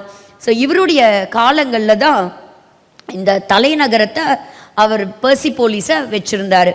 ஸோ பெர்சிபோலிஸ் ஒரு பெரிய பேலஸ், அங்கே நிறைய ராயல் டோம்ஸ் எல்லாம் இருக்குது. அடுத்தது அபாதனா அப்படின்னு சொல்லக்கூடிய ஒரு ஆடியன்ஸ் ஹால். நான் ஏற்கனவே உங்களுக்கு சொல்லியிருக்கிறேன், இன்றைக்கி மாதிரி அன்றைக்கி மைக்கு, ஸ்பீக்கரு, இந்த மீடியாலாம் கிடையாது. ஆனால் கடைசியில் இருக்கிறவங்களுக்கு கூட அங்கே முன்னாடி இந்த பேசுகிறவங்களுடைய சத்தம் துல்லியமாக கேட்குமா. அந்த அளவுக்கு அவங்க கட்டி இருக்கிறாங்கன்னா பாருங்களேன். இன்றைக்கும் காலங்களால் டோட்டலாக அலெக்சாண்டர் த கிரேட் அவர் வந்தப்போ தான் இந்த பெர்சிபோலிஸ் அப்படின்னு சொல்லக்கூடிய இந்த அரண்மனையை கம்ப்ளீட்டாகவே அழிச்சிட்டார், டிஸ்ட்ராய் பண்ணிட்டார் 330வது நூற்றாண்டில். ஸோ தரியு ஆரம்ப காலத்தில் சூசாவில் தான் கேபிட்டலாக வச்சுருந்தார். ஆனால் பர்சை, அதுதான் கிரேக்க பதத்தில் பெர்சிபோலிஸ் அப்படின்னு நம்ம சொல்கிறோம், இந்த இடத்துல தான் அவர் கேபிட்டலாக வச்சு தலைநகரமாக வச்சு ஆட்சி செஞ்சுட்டு இருந்தவர். ஸோ ஏசாயாவை குறித்து, சரி இந்த சைரஸுங்கிறவர் நிஜமாவே இருந்தாரா அப்படின்னு நீங்கள் கேட்டிங்கன்னா ரொம்ப ஆச்சரியப்படுவீங்க. சைரஸ் சிலிண்டர் அப்படிங்கிறது இன்றைக்கும் பிரிட்டிஷ் மியூசியமில் இருக்குது. இந்த சைரஸ் என்ன பண்ணாருன்னா, எல்லாரும் அவங்கவுங்க நாட்டுக்கு போகலாம், நீங்கள் போய் உங்களுடைய தெய்வங்களை வழிபடலாம், உங்களுடைய கோவில்களை நீங்கள் கட்டிக்கலாம் அப்படின்னு சொல்லி ஒரு ஆர்டர் பாஸ் பண்ணார் இல்லையா. அந்த ஆர்டர் காப்பி தான் இந்த சிலிண்டர். இது அக்காடியன் அப்படின்னு சொல்லக்கூடிய ஒரு மொழியில் எழுதப்பட்ட ஒரு சிலிண்டர். 3 இடங்களில் இந்த சிலிண்டரோட காப்பி இருக்குது. இஸ்ரேல் மியூசியம்லேயும் இருக்குது. இந்த சிலிண்டரை 1857 தான் கண்டுபிடிச்சாங்க. 1879 தான் இந்த கண்டுபிடிச்சாங்க. ஹார்முத் ரசாம் அப்படின்னு சொல்லக்கூடிய ஒரு பிரிட்டிஷ் நாட்டை சேர்ந்த ஒரு அகழ்வாராய்ச்சி ஒருவர், ஆர்கியாலஜிஸ்ட், அவர் தான் இந்த சிலிண்டரை கண்டுபிடிச்சார். இந்த சிலிண்டரை கண்டுபிடிச்சதுக்கப்புறம் யூரோப் நகரத்தில் இருந்த யூதர்கள் கொண்டாடின கொண்டாட்டம் அப்படி இருந்துதான். இதோடைய ஒரு காப்பியை எல்லா இடத்துலையும் வச்சுக்கிட்டாங்களாம். இப்போ யூதர்கள் நாங்கள் இருந்தோம், எங்களை அந்த அடிமைத்தனத்திலேருந்து வெளியே கொண்டு வந்த சைரஸ் த கிரேட் அவருடைய சிலிண்டர் கிடச்சிது அப்படிங்கிறத அந்த நாட்களில் கொண்டாடினாங்க அப்படின்னு கூட சொல்லப்படுது. அடுத்தது இந்த சைரஸுடைய மரணம், அவருடைய பெரிய கல்லறை, இன்றைக்கும் இந்த கல்லறை ஈரான் தேசத்தில் இருக்குது. ஸோ இந்த கல்றை பார்த்தீங்கன்னா ஃபுல் அண்ட் ஃபுல் அந்த லைம்ஸ்டோனில் கட்டப்பட்ட ஒரு 35 ஃபீட் ஹைட் உள்ள ஒரு கல்றை. அது மட்டும் இல்லைங்க, இந்த பெர்ஷியா நாட்டினுடைய எல்லா முக்கியமான ராஜாக்களுடைய கல்லறைகளையும் நீங்கள் பார்க்க முடியும். ஏற்கனவே நம்ம பெர்ஷியாவை பற்றி பார்க்கும்போது படிச்சிருக்கிறோம். ஸோ இதில் ஒரு சில முக்கியமான ராஜாக்களை பற்றி நான் இங்கே போட்டிருக்கிறேன். ஸோ இதெல்லாம் எதுக்கு அப்படின்னா, இவங்க அந்த நாட்கள் இருந்தாங்க. இதை நீங்கள் பார்க்கணும். பாருங்கள், நான் ஏற்கனவே இப்போ சொன்னேன், ஹமாஸுக்கு ஆயுதங்கள் கொடுத்தது ஈரான். ஆனால் ஈரான் வழியாக சப்ளை ஆனது China. So China, Russia, Iran இந்த பகுதிகள் எல்லாமே எசேக்கியேல் 38 மென்ஷன் ஆகுது. இப்போ இந்த டோட்டல் இந்த பிளேசஸ் எல்லாமே நம்ம ஒவ்வொரு கண்ட்ரியுடைய பேரையும் நம்ம டீகோட் பண்ணும்போது ரொம்ப அழகாக மேப் ஆகும்னு வச்சுக்கோங்களேன். இப்போவே எல்லாரும் எதிர்த்து வர ஆரம்பிச்சிட்டாங்க. ஏற்கனவே ஆஃப்ரிக்கா இஸ்ரேல் மேலே அந்த ஜீனோசைட் கேஸை ஃபைல் பண்ணியிருக்கிறாங்க. ஸோ அதுக்கு எகிப்துக்கு அவங்களோட கூட்டணியில் போயிருக்கிறாங்க. ஸோ இந்த மாதிரி ரஷ்யா, சைனா, நீங்கள் இந்த மேப் மட்டும் பார்த்துக்கோங்க. வருகிற நாட்களில் உங்களுக்கு எசேக்கியேல் 38 படிக்கும்போது உங்களுக்கு ரொம்பவே புரியும். இந்த பெர்ஷியர்கள் எப்படி அப்படின்னா, இவங்களுக்கு மாறாத சட்டம் உண்டு அப்படிங்கிறத தானியேல்லையும் படிக்கிறோம், எஸ்தர் ராஜாத்தியோடைய புஸ்தகத்திலையும். ஒரு சட்டம் எழுதிட்டா அந்த சட்டத்துக்கு ராஜாவும் உட்பட்டவர் தான். ஸோ ராஜா கூட என்ன செய்ய முடியாது, அந்த சட்டத்தை மீறி அவர் நடக்க முடியாது. அதுக்கு ஒரு சின்ன ஒரு உதாரணம் நான் சொல்கிறேனே. பைபிளில் பார்த்தீங்கன்னா தானியேலை கொண்டு போய் சிங்கக்கெபியில் போடக்கூடிய சம்பவம் எல்லாம் உங்களுக்கு தெரியும். ராஜாவே ட்ரை பண்ணியும் ராஜாவை வந்து தானியேலை சிங்கக்கெபிக்குள்ளேருந்து வெளியே கொண்டு வர முடியாது. இப்போது இன்னொரு சம்பவம், ஒரு வரலாற்று ஆசிரியர் ஹெரோடோட்டஸ் அப்படின்னு சொல்லக்கூடிய கிரேக்க வரலாற்று ஆசிரியர் எழுதிய ஒரு சம்பவத்தை நான் உங்களுக்கு சொல்கிறேன். அதாவது 2ஆவதாக இருந்த பெர்ஷிய ராஜா கேம்பிசஸ், சைரஸுடைய மகன் தான் கேம்பிசஸ். அவர் ராஜாவாக இருந்த காலத்தில் என்ன நடந்துதான், அவருடைய அரண்மனையில் ஒரு நீதிபதி இருந்திருக்கிறாரு. அவருடைய பேர் சிசாமென்ஸ். இந்த சிசாம்னேஸ் என்ன பண்ணியிருக்கிறாரு, பணத்தை வாங்கிட்டு ஒரு அநீதியான தீர்ப்பை கொடுத்துட்டாரு. இது ராஜாவுடைய காதுகளுக்கு போகுது. ராஜா என்ன செஞ்சார் தெரியுமா, இந்த நீதிபதியை அவருடைய தோலை உரிச்சு அந்த தோலை நீதிபதி உட்காரக்கூடிய அந்த சீட்டுக்கு கவராக தைச்சு போட்டாராம். சரி, அடுத்த நீதிபதி யார் வந்து உட்கார்ந்தா தெரியுமா, இந்த சிசாம்னேஸுடைய மகன் தான் அந்த இடத்துல அடுத்த நீதிபதியா. எப்போவுமே அந்த சீட்டில் போய் உட்காரும்போது அப்பா செய்கிற தவற ஞாபகப்படுத்துகிற விதமாகவே இப்படி செஞ்சாராம். அந்த அளவுக்கு பெர்ஷியர்கள் அந்த நாட்களில் ரொம்பவே க்ரூயலாக இருந்திருக்கிறாங்க. ஸோ அதே மாதிரி பெண்களுக்கெல்லாம் ஒரு பெரிய சுதந்திரம்லாம் கிடையாது, தனிமைப்படுத்தப்பட்டு ஒரு தனியான இடத்துல தான் இருந்தாங்க. அப்படி அந்த காலகட்டங்களில் எஸ்தர் ராஜாத்தி ஜெபத்தோடு போய் யூத மக்களுக்கு ஒரு விடுதலை வாங்கி கொடுத்தது ஒரு சாதாரண விஷயம் கிடையாது. ஆண்டவருடைய பெரிய கிருபை சூழ்ந்து இருந்ததுனால அந்த காரியத்தை அவங்க ஜெயிச்சு வந்தாங்கன்னு சொல்லலாம். ஸோ இவங்க ஒரே ஒரு ரிலீஜியன், ஒரு மத வழிபாடை கொண்டவங்க. ஜோரோ ஆஸ்டர் அப்படின்னு சொல்லக்கூடிய ஒரு தீர்க்கதரிசி சொன்ன சில வழிபாடுகளை பின்பற்றுறவங்க. ஸோ அப்படி தான் இவங்க இருந்தாங்க. ஆனால் 8ஆவது நூற்றாண்டு, அதாவது 8 AD, அதுக்கப்புறம் என்னாச்சுன்னா முஸ்லீமுடைய கண்ட்ரோல் வந்ததுக்கப்புறம் அங்கே இருக்கக்கூடிய நிறைய பேர் இந்தியாவுக்கு ஓடி வந்துட்டாங்க. இந்தியாவிலையும் நிறைய பெர்ஷியன்ஸ் எல்லாம் இருக்கிறாங்க. நம்ம டாட்டா ஃபேமிலி எல்லாம் சொல்லுவாங்க, தேர் ஆல் பெர்ஷியன்ஸ் அப்படின்னு சொல்லுவாங்க. ஸோ நம்ம நாட்டிலையுமே இந்த பெர்ஷியாவிலேருந்து வந்த நிறைய ஃபேமிலிஸ் இன்னும் இந்தியாவில் இருக்கிறாங்க. அவங்க ஆரம்ப காலத்தில் அராபியர்கள்லாம் கிடையாது, they were not Arabs in the beginning. சரி, நம்ம உலகத்தில் என்ன தான் நடக்குது அப்படிங்கிறத தான் நம்ம தொடர்ந்து பார்த்துட்ருக்குறோம். இப்போது இஸ்ரேல் தேசம் அப்படிங்கிறது ஒரு குட்டி நாடு, நியூ ஜெர்சியை விட ஒரு சைஸ் ஆஃப் நியூ ஜெர்சி, ஒரு சின்ன நாடு. அப்போது இந்த நாட்டின் மீது தான் தொடர்ந்து தாக்குதல் நடந்துக்கிட்டே இருக்குது. ஏப்ரல் 14 ஈரான் முதல் முறையாக டைரக்ட் அட்டாக். இப்படி ஒரு காலகட்டங்களில் எசேக்கியேல் 38ஆம் அதிகாரத்தில் ஈரான் இஸ்ரேலுக்கு எதிர்த்து வரும்னு சொல்லும்போது யாருமே நம்பவே இல்லையா. எப்படி வரும் அப்படின்னு கேட்கும்போது பாருங்க, ஆரம்ப நாட்களில் ஈரான் ஒன்றும் இஸ்ரேலுக்கு எதிரி கிடையாது. இஸ்ரேலும் ஈரானும் நல்ல நண்பர்களாக இருந்திருக்கிறாங்க. அமெரிக்காவும் ஈரானும் நல்ல நண்பர்களாக இருந்திருக்கிறாங்க. 1979 வருஷம் வரைக்கும், 1979 வரைக்கும் they were good friends. ஆனால் இன்னைக்கு த பிட்டர் எனிமீஸ். ஸோ எப்படி இவங்க திடீர்னு எனிமி ஆனாங்க, இந்த தீர்க்க தரிசனப்படி தான். ஸோ இந்த இடத்துல நம்ம பார்க்கும்பொழுது இவங்களுக்குள்ள டைரக்ட் ஃப்ளைட்ஸ் இருந்திருக்கு. ஈரான் டு இஸ்ரேல் ஒரு ஃப்ளைட் இருந்திருக்குது. இந்த 1967 6 நாள் யுத்தத்துக்கு அப்புறம் ஈரான் வந்து இவங்களுக்கு ஆயில் கூட சப்ளை பண்ணியிருக்குது இஸ்ரேலுக்கு. அடுத்ததா இந்த இஸ்ரேலோட ஒரு பெரிய மிசைல் ப்ராஜெக்ட் கூட சைன் பண்ணி அவங்க ஒர்க் பண்ண ஆரம்பிச்சிருந்துருக்குறாங்க. ஆனால் அதற்கு பிற்பாடு தான் இந்த இஸ்லாமிக் ரீபப்ளிக் ரெவல்யூஷன் 1978 வந்ததுக்கப்புறம் இந்த ஷியா முஸ்லிம்ஸ் அவங்க அவங்க டோட்டலாக ஓவர்த்ரோ ஆனதுக்கப்புறம் டோட்டலாகவே அங்கே இருக்கக்கூடிய சூழ்நிலைகள்லாம் மாறி போயிடுச்சு. மாறினதுக்கு அப்புறம் தான் இந்த அணு ஆயுதங்கள் தயாரிக்கிறது, இந்த நியூக்ளியர் வெப்பன்ஸ் அதில் எல்லாம் ஈடுபட ஆரம்பித்தோன்னே அமெரிக்கா தொடர்ச்சியாக அவங்களுக்கு ஒரு வார்னிங் கொடுத்துட்டே தான் வந்தாங்க. அமெரிக்காவும் நமக்கு தெரியும் சமீபத்தில் ஈரானோட பெரிய மிசைல் ப்ராஜெக்ட்ஸ் எல்லாம் அவங்க பண்ணுறதுக்கு ஏற்கனவே சைன் பண்ணியிருந்தாங்க. அந்த கான்ட்ராக்ட் எல்லாம் கேன்சல் பண்ணாங்க. ட்ரம்ப்புடைய காலத்தில் கூட கேன்சல் பண்ணாங்க. ஸோ இப்படி அவங்களுக்குள்ளே இருந்த ரிலேஷன்ஷிப்பை கேன்சல் ஆச்சு. ஆனால் என்ன நடந்தது, இவங்க எதை நினச்சே பார்க்க முடியல, ரஷ்யா கூட போய் ஒரு டோட்டல் ஒரு அலையன்ஸில் போய் சேர்ந்துருக்குறாங்க.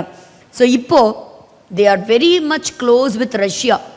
இப்போ 38ஆம் அதிகாரத்தில் இது எசேக்கியேல் 38 பார்க்குறோம். நம்ம 36 and 37 முடிஞ்சிருச்சு, 38 நம்ம வாழ்ந்துட்டுருக்குறோன்னு சொல்கிறேன். அப்போ அடுத்தது ஒரு யுத்தத்துக்கு ரெடி ஆகிறோம். அது முடிஞ்சு இயேசு கிறிஸ்துவினுடைய 1000 வருஷ அரசாட்சி. ஸோ இதுக்கு நடுவில் தான் நம்ம எங்கேயோ ஒரு இடத்துல இருக்கிறோம். ஸோ இந்த காரியங்கள் நடக்கிற சமயத்தில் சபை விழித்து கொண்டு உணர்வு உள்ள சபையாக இருந்தால் நமக்கு சந்தோஷம். ஆண்டவரை நம்ம சந்திக்கிறதுக்கு ஆயத்தமாக இருக்கணும். ஸோ இதுக்கு நடுவில் தான் ரஷ்யாவோட சேர்ந்து ஏராளமான ப்ராஜெக்ட்ஸ்க்கு சைன் பண்ணிட்டாங்க. அவங்க கிட்ட இருந்த அணு ஆயுதங்களை வாங்கிறது, வெப்பன்ஸை வாங்கிறது, எத்தனையோ முறை இவங்களுக்கு வந்து வார்னிங் கொடுத்துருந்து கூட, அமெரிக்கா வார்னிங் கொடுத்துருந்து கூட, பட் இவங்க அதை பண்ணவே இல்லை. இப்போ டைரெக்டாக ஒரு அட்டாக் ஒன்று பண்ணாங்க ஏப்ரல் 14. பட் இதுக்கு முன்னாடி அங்கே என்ன நடந்தது, ஏன் இந்த அட்டாக் அவங்க பண்ணாங்க அப்படின்னு சொன்னால், அந்த சீரியா பக்கத்தில் இருக்கக்கூடிய ஈரான் எம்பசி இருந்தது இல்லையா, அந்த எம்பசிக்கு வந்த அவங்களுடைய ஒரு லீடர் அவரை தான் வந்து குறி வச்சு தாக்குனாங்க. பட் பிற்பாடு தான் தெரிய வந்தது, இந்த October 7 அட்டாக்குக்கு அவர் ஒரு முக்கியமான ஒரு நபராக இருந்திருக்கிறார் அப்படிங்கிறதும். சரி, அங்கே அப்படி என்னதான் மீட்டிங் அவங்க நடத்தினாங்க அப்படின்னா, இஸ்ரேலை அழிக்கிறது தான் அவங்களுடைய திட்டமே தவிர வேறு எந்த திட்டமும் கிடையாது. ஈரான் கிட்ட வேறு எந்த நல்ல திட்டமும் கிடையாது. இஸ்ரேலை அழிக்கணும் அப்படிங்கிறது தான் அவங்களுடைய ஒரு முக்கியமான ஒரு திட்டம். ஆனால் 99% ஆஃப் இந்த மிசைல்ஸ் இஸ்ரேலுக்கு ஹெல்ப் பண்ண நிறையா நாடுகள் இருந்தது. ஸோ அன்னைக்கு இன்க்ளூடிங் ஜோர்டான் அன்னைக்கு அந்த வான்வழி தாக்குதல் நடத்தும் போது வெளியே வச்சே அது எல்லாத்தையும் அழிச்சினாங்க அப்படிங்கிறதையும் நம்ம பார்த்தோம். ஸோ திரும்பவும் நான் சொல்கிறேன், it is a very first time Iran comes in a direct attack with Israel. So ஏன் இதை சொல்கிறேன், திரும்ப சொல்கிறேன்னா, ஃப்ரெண்டாக இருந்த ஈரான் இன்னைக்கு இஸ்ரேலுக்கு ஒரு எனிமி நாடாக மாறி இருக்குது. எசேக்கியேல் 38 சொன்னது போல் ரஷ்யாவோட கை கோர்த்துருக்குது அப்படிங்கிறது தான் இன்றைக்கி நம்ம சொல்ல வந்திருக்கிறோம். ஸோ அதே போல் தான் தானியல் 11 நம்ம பார்க்க முடியும். த டாமினன்ட் பவர்ஸ் வர்ற நாட்களில் பார்க்கலாம். த கிங்ஸ் ஆஃப் த ஈஸ்ட் அவங்களெல்லாம் பார்க்குறோம். நம்ம ரெவலேஷன் வெளிப்படுத்தல் 9ஆம் அதிகாரத்தில் நம்ம பார்க்க முடியும். ஒரு மேசிவ் க்ரௌட் வரும். அந்த மேசிவ் க்ரௌட் எங்கேருந்து வரலாம் அப்படிங்கிறாங்கன்னா, சைனாலேருந்து வரலாம் அப்படின்னு சொல்கிறாங்க, the kings of the east. But இப்படியெல்லாம் இருக்கும்போது சைனா வந்து ஒரு சூப்பர் பவராக வருமா அப்படின்னா நோ. ஏன்னா பைபிள் அப்படி எந்த ஒரு ரெக்கார்டுமே நமக்கு சொல்லலை. ஏசாயா 23 படி ஒருவேளை அது ஒரு டாப் பொசிஷனுக்கு வந்தால் கூட அந்த சூப்பர் பவர்னு இருக்கக்கூடியது இந்த யூரோப்பியன் நேஷன்ஸாக தான் இருக்கும். பட் திரும்பவும் நம்ம பார்க்க போகிறது எசேக்கியேல் 38ஆம் அதிகாரம். இது எல்லாம் என்னைக்கு நடக்கும் அப்படின்னு கேட்டிங்கன்னா, இது எல்லாமே கடைசி வருஷங்களில் நடக்கும் அப்படிங்கிறது பைபிள் ரொம்பவே கிளியராக சொல்லியிருக்கு. ஸோ இப்போ நடந்துட்டுருக்குது. இப்போ இதை நம்ம வந்து ஒரு கையில் பைபிளும் ஒரு கையில் ஒரு லைவ் கமெண்ட்ரியுமா அங்கே நடக்கிறக்கூடிய விஷயங்கள் எல்லாம் நம்ம பார்த்துட்ருக்குறோம். அதனால் கடைசி வருஷங்களில் பற்பல நாடுகள் பற்பல ஜனத்திலிருந்து கூட்டி சேர்க்கப்பட்ட யூதர்களுக்கு விரோதமாக வருவாங்க அப்படிங்கிறத நம்ம பார்க்குறோம். அப்போ பாருங்கள், இந்த இவங்களுடைய பெயர் ஆரம்ப காலத்தில் பார்த்தீங்கன்னா பேரேஸ். ஸோ அதற்கு பிற்பாடு தான் இந்த பர்ஷியா. ஸோ இன்னைக்கு இந்த பர்ஷியா பாராஸ் அப்படிங்கிறது ஹீப்ரு. ஸோ இந்த பேர் நம்ம அடிக்கடி இங்கே எழுதப்பட்டிருக்கிறத நம்ம பார்க்குறோம். அராபிக்கில் ஃபாரிஸ், க்ரீக்கில் பர்சிஸ், அதற்கப்புறம் தான் தன்னை பர்ஷியான்னு அழைச்சாங்க. இன்றைக்கி அந்த நாடு ஈரான் அப்படின்னு சொல்லி எழுதப்பட்டிருக்குது. ஆரம்ப காலங்களில் இந்த பெர்ஷியாவை கொண்டு தான் கர்த்தர் அந்த தன்னுடைய ஜனத்தை பாபிலோன் தேசத்திலிருந்து விடுதலையாக்கி அவங்களுடைய தேசத்துக்கு திரும்ப வந்து 2வது தேவாலயம் கட்டுவதற்கு கோரேஸ் மன்னன் ஒரு மூல காரணமாக இருந்தார். கர்த்தர் கோரேசினுடைய ஆவியை எழுப்பினார். கோரேஸ் அந்த தேவாலயம் கட்டுவதற்கு அவர் முக்கியமான ஒரு காரணமாக இருந்தார் அப்படிங்கிறத நம்ம பார்க்குறோம். ஆமானை குறித்தெல்லாம் நம்ம பார்க்குறோம். இப்போ முக்கியமான ஒரு விஷயம் நம்ம பார்க்க போகிறோம். என்ன அப்படின்னா, தானியேலின் புஸ்தகம் 10ஆம் அதிகாரம். சரி, இப்போ இந்த ஈரான் ஏன் இந்த அளவுக்கு இப்படி இருக்குது, ஏன் இப்போ ஈரானுக்கு அப்படி என்ன ஒரு வெறுப்பு இஸ்ரேல் மேலே அப்படின்னு சொன்னால், தானியேல் 10ஆம் அதிகாரத்தில் தானியேல் உபவாசித்து ஜெபம் பண்ணுறாரு. ஜெபம் பண்ணும் பொழுது 2வது வசனம் வாசிக்கலாம். அந்த நாட்களில் தானியேலாகிய நான் 3 வாரம் முழுவதும் துக்கித்து கொண்டிருந்தேன். 3 வாரம் முழுவதும் துக்கித்து கொண்டிருந்தேன். இப்போ தானியேல் பாபிலோன் தேசத்தில் இருக்கிறாரு.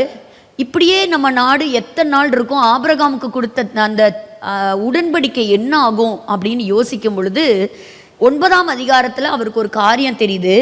எரேமியா தீர்க்க தரிசன புஸ்தகத்தின் வழியாக 70 ஆண்டு காலங்கள் முடிஞ்சதுக்கப்புறம் நாடு திரும்புவாங்க அப்படிங்கிற அவருக்கு அந்த காரியம் அவருக்கு தெரிய வருது. அவர் உபவாசித்து ஜனங்களுக்குடைய பாவங்களுக்காக கண்ணீரோட ஜெபிக்கிறார். தானியேலுடைய ஜெபம் இந்த இடத்துல ரெக்கார்ட் பண்ணப்பட்டிருக்கு. அந்த சமயத்தில் என்ன நடந்தது அப்படின்னு பார்க்கலாம். வானத்திலிருந்து ஒரு புருஷன் வருகிறான். 10வது வசனத்திலிருந்து வாசிக்கலாம். இதோ ஒருவன் கை என்னை தொட்டு என் முழங்கால்களும் என் உள்ளங்கைகளும் தரையை ஊன்றி இருக்க என்னை தூக்கி வைத்து அவன் என்னை நோக்கி, பிரியமான புருஷனாகிய தானியேலே, நான் இப்போது உன்னிடத்திற்கு அனுப்பப்பட்டு வந்தேன். ஸோ தானியேலுடைய ஜெபத்திற்கு ஒரு பதிலை சுமந்து வானத்திலிருந்து ஒரு தேவதூதன் இறங்கி வருகிறார். 12வது வசனம். அப்பொழுது அவன் என்னை நோக்கி, தானியேலே, பயப்படாதே, நீ அறிவை அடைகிறதற்கும் உன்னுடைய தேவனுக்கு முன்பாக சிறுமைப்படுத்துகிறதற்கும் உன் மனதை செலுத்தின முதல் நாள் துவக்கி உன் வார்த்தைகள் கேட்கப்பட்டது. அப்படின்னு என்ன அர்த்தம்னா, தானியேலுடைய ஜெபம் முதல் நாளே கேட்கப்பட்டது, முதல் நாளே அந்த பதில் கொடுக்கப்பட்டது. உன் வார்த்தைகளின் நிமித்தம் நான் வந்தேன். 13வது வசனம். பெர்சியா ராஜ்யத்தின் அதிபதி 21 நாள் மட்டும் என்னோட எதிர்த்து நின்றான். 21 நாட்கள் பாருங்க, பரலோகத்திலிருந்து தானியேலுக்கு வருகிற ஒரு மெசேஜ். அப்ப அந்த ஏஞ்சல் வந்து என்ன சொல்லியிருப்பாரு, sorry Daniel, I am late. இப்போ இந்த பூமியில் நம்ம என்ன சொல்கிறோம், ஐயோ வர்ற வழியில் செம்ம டிராஃபிக் ஜாமுங்க அப்படின்னு நம்ம சொல்கிறோம். அதே மாதிரி இப்போ பரலோகத்திலிருந்து ஒரு செய்தியை கொண்டு வரும்பொழுது 21 நாள் தடை செய்யப்படுறது யார்னால அப்படின்னா, பெர்ஷியா ராஜ்யத்தின் அதிபதி.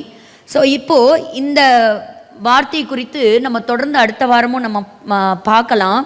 ஸோ இப்போது இது யார் அப்போ குறிக்குது அப்படின்னா, த பிரின்ஸ். ஸோ இந்த பிரின்ஸை பற்றி தான் இந்த இடத்துல எழுதப்பட்டிருக்கிறது. அப்போது இந்த பெர்ஷியா நாட்டிற்கு பின்பாக செயல்படுவது என்னது, ஒரு டிமானிக் ஸ்பிரிட். ஒரு மேலே ஏதோ ஒரு டிராஃபிக் ஜாம்னா என்ன அர்த்தம், இந்த ஏஞ்சலை குறுக்க மறுத்து அந்த செய்தி தானியேலுக்கு வர முடியாதபடி, கொடுக்கக்கூடாதபடி அங்கே தடுத்தது யார்? It is an evil spirit. பாருங்கள், ஸ்பிரிட்ஸ் டூ நாட் டை, மற்றதெல்லாம் சாகும், ஆனால் ஆவிக்கு சாவே கிடையாது. ஸோ அப்போ அந்த இடத்துல என்ன, it is a total mystery. அப்போ பராஸ் அப்படின்னா Persia. What is Persia? Persia is Iran. அப்போ இந்த இடத்துல அந்த செய்தி கொடுக்க முடியாதபடி தடுத்தது என்னது, ஒரு டிமானிக் என்டிட்டி, ஒரு ஈவில் ஸ்பிரிட்.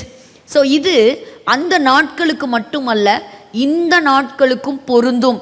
இப்போ இதே ஸ்பிரிட் தான் இஸ்ரேல் தேசம் மறுபடியும் உருவாக்கப்பட்டு இந்த ஜனங்கள் கூட்டி சேர்க்கப்பட்ட பிறகு இதே பெர்ஷியா இன்று ஈரானாக அழைக்கப்படுகின்ற இந்த நாட்டுக்கு பின்பாக இருந்து மேசியா வராதபடி, இந்த நாட்டுக்கு கொடுக்கப்பட்ட இந்த வாக்குத்தத்தங்கள் நிறைவேறாதபடி போராடுவது ஈரான் அல்ல, ஈரானுக்கு பின்பாக செயல்படுகின்ற இப்படிப்பட்ட டிமானிக் ஸ்பிரிட். அதற்கு பின்பாக இருப்பது என்னது, த சாட்டன், சாத்தான்.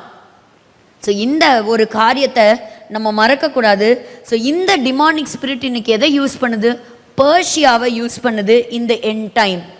நல்லா ஞாபகம் வச்சுக்கணும். Spirits to not tie. திரும்ப இந்த போராட்டம் எப்போ ஆரம்பிச்சிருக்கு? இஸ்ரேல்னு ஒரு நாடு உருவானதுக்கப்புறம் இப்போ உண்டாயிருக்கு. ஸோ இப்போ என்ன நடக்கும் இப்போ அப்படின்னா, இஸ்ரேல் வந்தாச்சு, திரும்பவும் ஏன்ஷியன்ட் பழைய காலத்தில் இருந்த இந்த ஸ்பிரிட் ஆக்டிவேட் ஆகிருக்கு அப்படிங்கிறத நம்ம பார்க்க முடியும். Iran has become an evil agent. இன்னைக்கு நண்பர்களாக இருந்த ஈரானும் இஸ்ரேலும் பரம எதிரிகளாக மாறி இருக்கிறாங்க. இன்னைக்கு இஸ்ரேலை அழிக்கணும், மேப்லே இல்லாதபடி எடுத்து போடணும், யூதர்களே இருக்கக்கூடாது அப்படின்னு போராடுறது ஒரு சாதாரண மனிதனாக இருக்க முடியுமா? வாக்குத்தத்தம் பண்ணப்பட்ட அந்த ஜனம், and God is a covenant keeping God, a promise keeping God. Messiah வரக்கூடிய டைம் நெருங்கிருச்சு. முடிஞ்ச அளவுக்கு இந்த பிசாசானவன் அந்த தேசத்துக்கு விரோதமாகவும் இந்த தீர்க்க தரிசனம் நிறைவேறாத அளவுக்கு இந்த ஈரான் மூலமாக செயல்படுகிறான் அப்படிங்கிறது தான் நம்ம சொல்ல முடியும். பாருங்க, Iran is a key sponsor of terrorism. பணம் கொடுக்குறாங்க, ஆயுதங்கள் கொடுக்குறாங்க, ட்ரைனிங் கொடுக்குறாங்க, எல்லாமே செய்கிறது யார் அப்படின்னா இன்னைக்கு இந்த ஈரான் தான். சமீபத்தில் இப்போ மறைந்து போன இப்ராஹிம் ரைசி அவங்க சொன்னது, நாங்கள் நியூக்ளியர் வெப்பன் கூட நாங்கள் பயன்படுத்துவதற்கு அஞ்ச மாட்டோம், நாங்கள் இஸ்ரேலை கம்ப்ளீட்டாக நாங்கள் டிஸ்ட்ராய் பண்ணுவோம் அப்படின்னு சொன்னாங்க. இதற்கு பின்பாக இது உலகம் ஒருவேளை இது எந்த ஊடகங்கள்லையும் எந்த நியூஸ் சேனல்லையும் வரப்போகிறதில்ல. ஆனால் வேதத்தையும் கர்த்தருடைய வார்த்தையும் விசுவாசிக்கிற நாம் இந்த கடைசி நாட்களில் பிசாசானவன் எவ்வளவு தீவிரமாக கிரியை செய்கிறான் அப்படிங்கிறத நடந்து கொண்டிருக்கிற இந்த நிகழ்ச்சிகள் மூலமாக நம்மளால் தெரிய முடியுது. So the spiritual realm determines the physical realm அப்படின்னு சொல்லுவாங்க. பாருங்க, மறுபடியும் இதே மிகாவேல் அப்படின்னு சொல்லக்கூடிய இந்த தூதன் அனுப்பப்பட்டான் அப்படிங்கிறது இந்த 10வது அதிகாரத்தில் நம்ம பார்க்குறோம். பாருங்க, வாசிக்கலாம் தொடர்ந்து 13வது வசனம். ஆனாலும் பிரதான அதிபதிகளில் ஒருவனாகிய மிகாவேல் எனக்கு உதவியாக வந்தான். ஆதலால் நான் அங்கே பெர்சியாவின் ராஜாக்களிடத்தில் தரித்திருந்தேன். முக்கியமான வசனம் 14வது வசனம். இப்போதும் கடைசி நாட்களில் உன் ஜனங்களுக்கு சம்பவிப்பதை உனக்கு தெரிய பண்ணும்படிக்கு வந்தேன். கடைசி நாட்களில் உன்னுடைய ஜனத்துக்கு, இஸ்ரவேல் தேசத்துக்கு, இந்த யூதர்களுக்கு நடக்க போகின்ற காரியத்தை அறிவிக்கிறதற்கு நான் வந்தேன் அப்படின்னு சொல்றார்.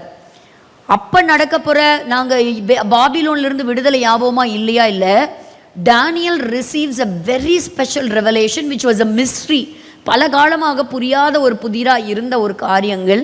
ஆனா இந்த கடைசி நாட்கள்ல இந்த கடைசி நாட்களுடைய ரகசியத்தை உனக்கு அறிவிக்க வந்தேன். அதற்கு உதவியாக இருந்தது மிகாவேல். இப்பவும் சொல்லுவேன், இஸ்ரவேல் தேசத்தை காக்கிறவர் கர்த்தர். அந்த தேசத்தை கர்த்தருடைய கரம் பாதுகாக்குது. அந்த தேசம் இருக்கக்கூடாதபடி அழிஞ்சு போகணும். மக்கள் பாருங்க, எல்லாருமே அவங்கள வெறுக்கிறாங்க. இவங்க இந்த அளவுக்கு காசால இருக்கிற மக்களை கொலை செய்கிறாங்க. ஆனால் அது கிடையாது. அண்டர் கிரவுண்ட்லேருந்து ஆப்ரேட் பண்ணுறது இந்த ஹமாஸ் டெரரிஸ்ட் குரூப். ஸோ இந்த பேக்கப் சீனில் இருக்கக்கூடிய எல்லாமே கண்களுக்கு, பொதுமக்களுக்கு மறைக்கப்பட்டிருக்குது. இஸ்ரேல் செய்கிறது நியாயமா? அவங்க இப்படி கொல்லலாமா? என்னதான் ப்ராஃபஸி இருக்கட்டும், இல்லை. வேதத்தை நம்ம வாசிக்கணும். கடைசி நாட்களில் நடக்க போகின்ற நிகழ்ச்சிகளை ரொம்ப தெளிவாக கர்த்தர் எழுதி கொடுத்திருக்கிறார். So finally I want to conclude, God is real. கர்த்தர் உண்மையுள்ளவர். தேவன் ஒருவர் இருக்கிறார். அந்த இஸ்ரவேல் தேசத்துக்கு வாக்கு கொடுத்தபடி அந்த தேசத்தை நடத்தி கொண்டு போறார். The word of God is true. Bible is true. So வேதத்தில் எழுதப்பட்ட அத்தனை வார்த்தைகளும் உண்மை உண்மை உண்மை. இதில் எழுதப்பட்ட தீர்க்க தரிசனங்கள் எல்லாமே அந்தந்த காலத்தில் அந்தந்த சமயத்தில் சரியாக நிறைவேறும். we are in the last days. So ஆண்டவர் சொன்னார், God said in last days Nations, எல்லா நாடுகளும் இஸ்ரேலுக்கு அகென்ஸ்டாக வரும்னு. பாருங்கள், அவங்களுக்கு எதிராக இன்டர்நேஷ்னல் கிரிமினல் கோர்ட்டில் கேஸ் ஃபைல் பண்ணுறாங்க. அவங்களுக்கு அகென்ஸ்டாக நாடுகள் எல்லாம் சேர்ந்து வந்திருக்கு. திடீர்னு ஜோ பைடன் உங்களுக்கு நாங்கள் ஆயுதங்கள் தரமாட்டோங்கிறாங்க. இன்டர்நேஷ்னல் ப்ரெஷர் அவங்களுக்கு அகெயின்ஸ்டாக வந்திருக்கு, இந்த யுத்தத்தை நிறுத்துங்கன்னு. இன்க்ளூடிங் ஃப்ரான்ஸ் எல்லாருமே அவங்களுக்கு அகெயின்ஸ்டாக வந்திருக்கிறாங்க. இப்போ என்ன நடக்கும்? தொடர்ந்து பொறுமையாக இருந்து பார்க்கலாம்.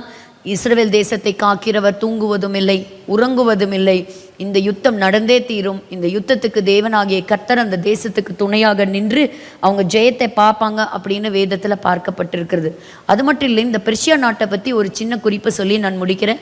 அப்போஸ்தலர் 2ஆம் அதிகாரத்தில் பெந்தேகோஸ்தே நாட்களில் அந்த நாட்களில் உலகத்தில் இருக்கக்கூடிய எல்லா யூதர்களும் கூடி வரும் பொழுது அதுதான் வந்து பரிசுத்த ஆவியானவர் ஊற்றப்பட்ட அந்த நாள், சபை உருவாக்கப்பட்ட நாள். பெர்ஷியாவிலிருந்து வந்தாங்களாம். அதில் பாருங்க, பெர்ஷியாவிலிருந்து வந்தவங்க இந்த குட் நியூஸ் ஆண்டவராகிய இயேசு கிறிஸ்துவை குறித்ததான அந்த செய்தியை சுமந்துட்டு போனாங்க. இவங்க மூலியமாக தான் அன்னைக்கு சைனா தேசத்துக்கு அவங்க செய்திகளை சில்க் ரோடு வழியாக எடுத்துகிட்டு போனாங்களாம். ஸோ இந்த மாதிரி அன்னைக்கு அப்படி தான் பர்ஷிய கிறிஸ்டியானிட்டி, அப்படி தான் சைனீஸ் வந்து அவங்கள அண்டர்ஸ்டாண்ட் பண்ணாங்க. ஸோ பல இடங்களுக்கு இந்த தேவனுடைய ராஜ்யத்தை கொண்டு போவதற்கும் இந்த சுவிசேஷம் கொண்டு போகிறதுக்கும் கர்த்தர் பெர்ஷியர்களை பயன்படுத்தி இருக்கிறார். இந்த கடைசி நாட்களில் இப்படி ஒற்றுமையாக இருந்தவங்க கடைசி நாட்களில் எனிமியாக மாறுவாங்க அப்படிங்கிறது 1979க்கு முன்னாடி வரைக்கும் யார்கிட்ட சொன்னாலும் இஸ்ரேலும் ஈரானும் எனிமியா, சான்ஸே இல்லை அப்படின்னு சொன்னாங்க. ஆனால் எசேக்கியேல் 38 அதிகாரம் இப்பொழுது நடந்து கொண்டிருக்கிறது.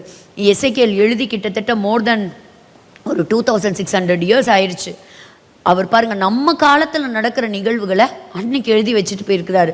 So we are living in the days of Ezekiel 38. நம்ம எல்லாரும் கண்களை மூடி நம்ம ஜெபித்து நம்ம நிறைவு செய்யலாம். இந்த கடைசி நாட்களில் சபை ஆயத்தமாக இருக்கணும். இதற்கு முன்பாக அவருடைய ரகசிய வருகை நிச்சயமாக இருக்கும். கர்த்தர் சபையை எடுத்துக்கொள்வார். சபை இந்த வசனங்கள்லாம் யாருக்கோ சொல்லப்பட்டிருக்கு. இன்னும் எத்தனையோ நாட்கள் இருக்குன்னு நம்ம ரொம்ப அசால்ட்டாக இருக்கக்கூடாது. நாமே நம்ம ஆராய்ந்து பார்க்கலாம். நல்ல தகப்பனே, உம்மை நன்றியோடு கூட நாங்கள் துதிக்கிறோம் ராஜா. இந்த நாளிலும் ஈரானை குறித்தும் ஈரானுக்கு பின்பாக இருக்கக்கூடிய தானியேலுடைய நாட்களில் நடந்த காரியங்கள், எசேக்கியேல் 38 சொல்லப்பட்டிருக்கிற கடைசி வருஷங்களில் நடக்கக்கூடிய யுத்தங்கள், இதை குறித்தெல்லாம் இன்னைக்கு தியானிக்க எங்களுக்கு கற்றுக் கொடுக்க பரிசுத்த ஆவியானவர் நல்ல சுகத்தையும் பலத்தையும் ஆண்டவரே இப்படிப்பட்ட ஒரு வாய்ப்பையும் கர்த்தர் கொடுத்தீங்களே, உமக்கு நன்றி செலுத்துகிறோம் அப்பா. ஆண்டவரே, எங்களை தொடர்ந்து எங்களை நடத்துங்க. ஆண்டவரே, சபையை கழுவி கர்த்தர் பரிசுத்தப்படுத்துங்க. ஆண்டவரே அப்பா, இது சபை அறிந்து கொள்ள வேண்டிய ஒரு செய்தி. தீர்க்க தரிசனங்களை சபை தான் அறிந்து கொள்ளணும். ஆண்டவரே, ரட்சிக்கப்பட்ட விசுவாசிகள் நாங்கள் அறிந்து கொள்ளணும். இந்த கடைசி நாட்களையும் ஆத்தும பாரங்கள் கொண்டவர்களாக இன்னும் ரட்சிக்கப்படாத ஜனங்களுக்கு இந்த நற்செய்தியை நாங்கள் அறிவித்து, ஆண்டவரே எங்களை ரட்சிக்கின்ற கர்த்தர் உண்டு என்பதை நாங்கள் அறிவிக்கவே நாங்கள் ரட்சிக்கப்பட்டிருக்கிறோம். ஆண்டவரே அப்பா, எங்கள் ஒவ்வொருவரையும் கர்த்தர் பயன்படுத்துவீராக. இந்த நாளிலும் ஆண்டவரே, இந்த கேட்ட வார்த்தைகள் ஒவ்வொருவருக்கும் பிரயோஜனமாக இருக்கட்டும். சிந்தித்து பார்க்க, தங்களை மாற்றிக்கொள்ள, கிறிஸ்துவுக்கு பிரியமான ஒரு வாழ்க்கையை வாழ, ஆவி ஆத்துமா சரீரம் கரைபடாதபடி ஆண்டவரே நாங்கள் உம்மை காணும் பொழுது, உம்மை நாங்கள் சந்திக்கும் பொழுது அப்படி பரிசுத்த ஆவான்களாக, குற்றமற்றவர்களாக, மாசற்றவர்களாக காணப்பட கர்த்தர் எங்களுக்கு கிருபை செய்வீராக. விசேஷமாக தகப்பனே, இந்த நாளிலும் இந்த செஷனுக்காக உழைத்த ஒவ்வொரு உள்ளங்களையும் கர்த்தர் தாமே அதிகமாய் ஆசீர்வதிப்பீராக. தொடர்ந்து வழி நடத்துங்க. இயேசு கிறிஸ்துவின் மூலம் ஜெபிக்கிறோம் நல்ல பிதாவே, ஆமென்.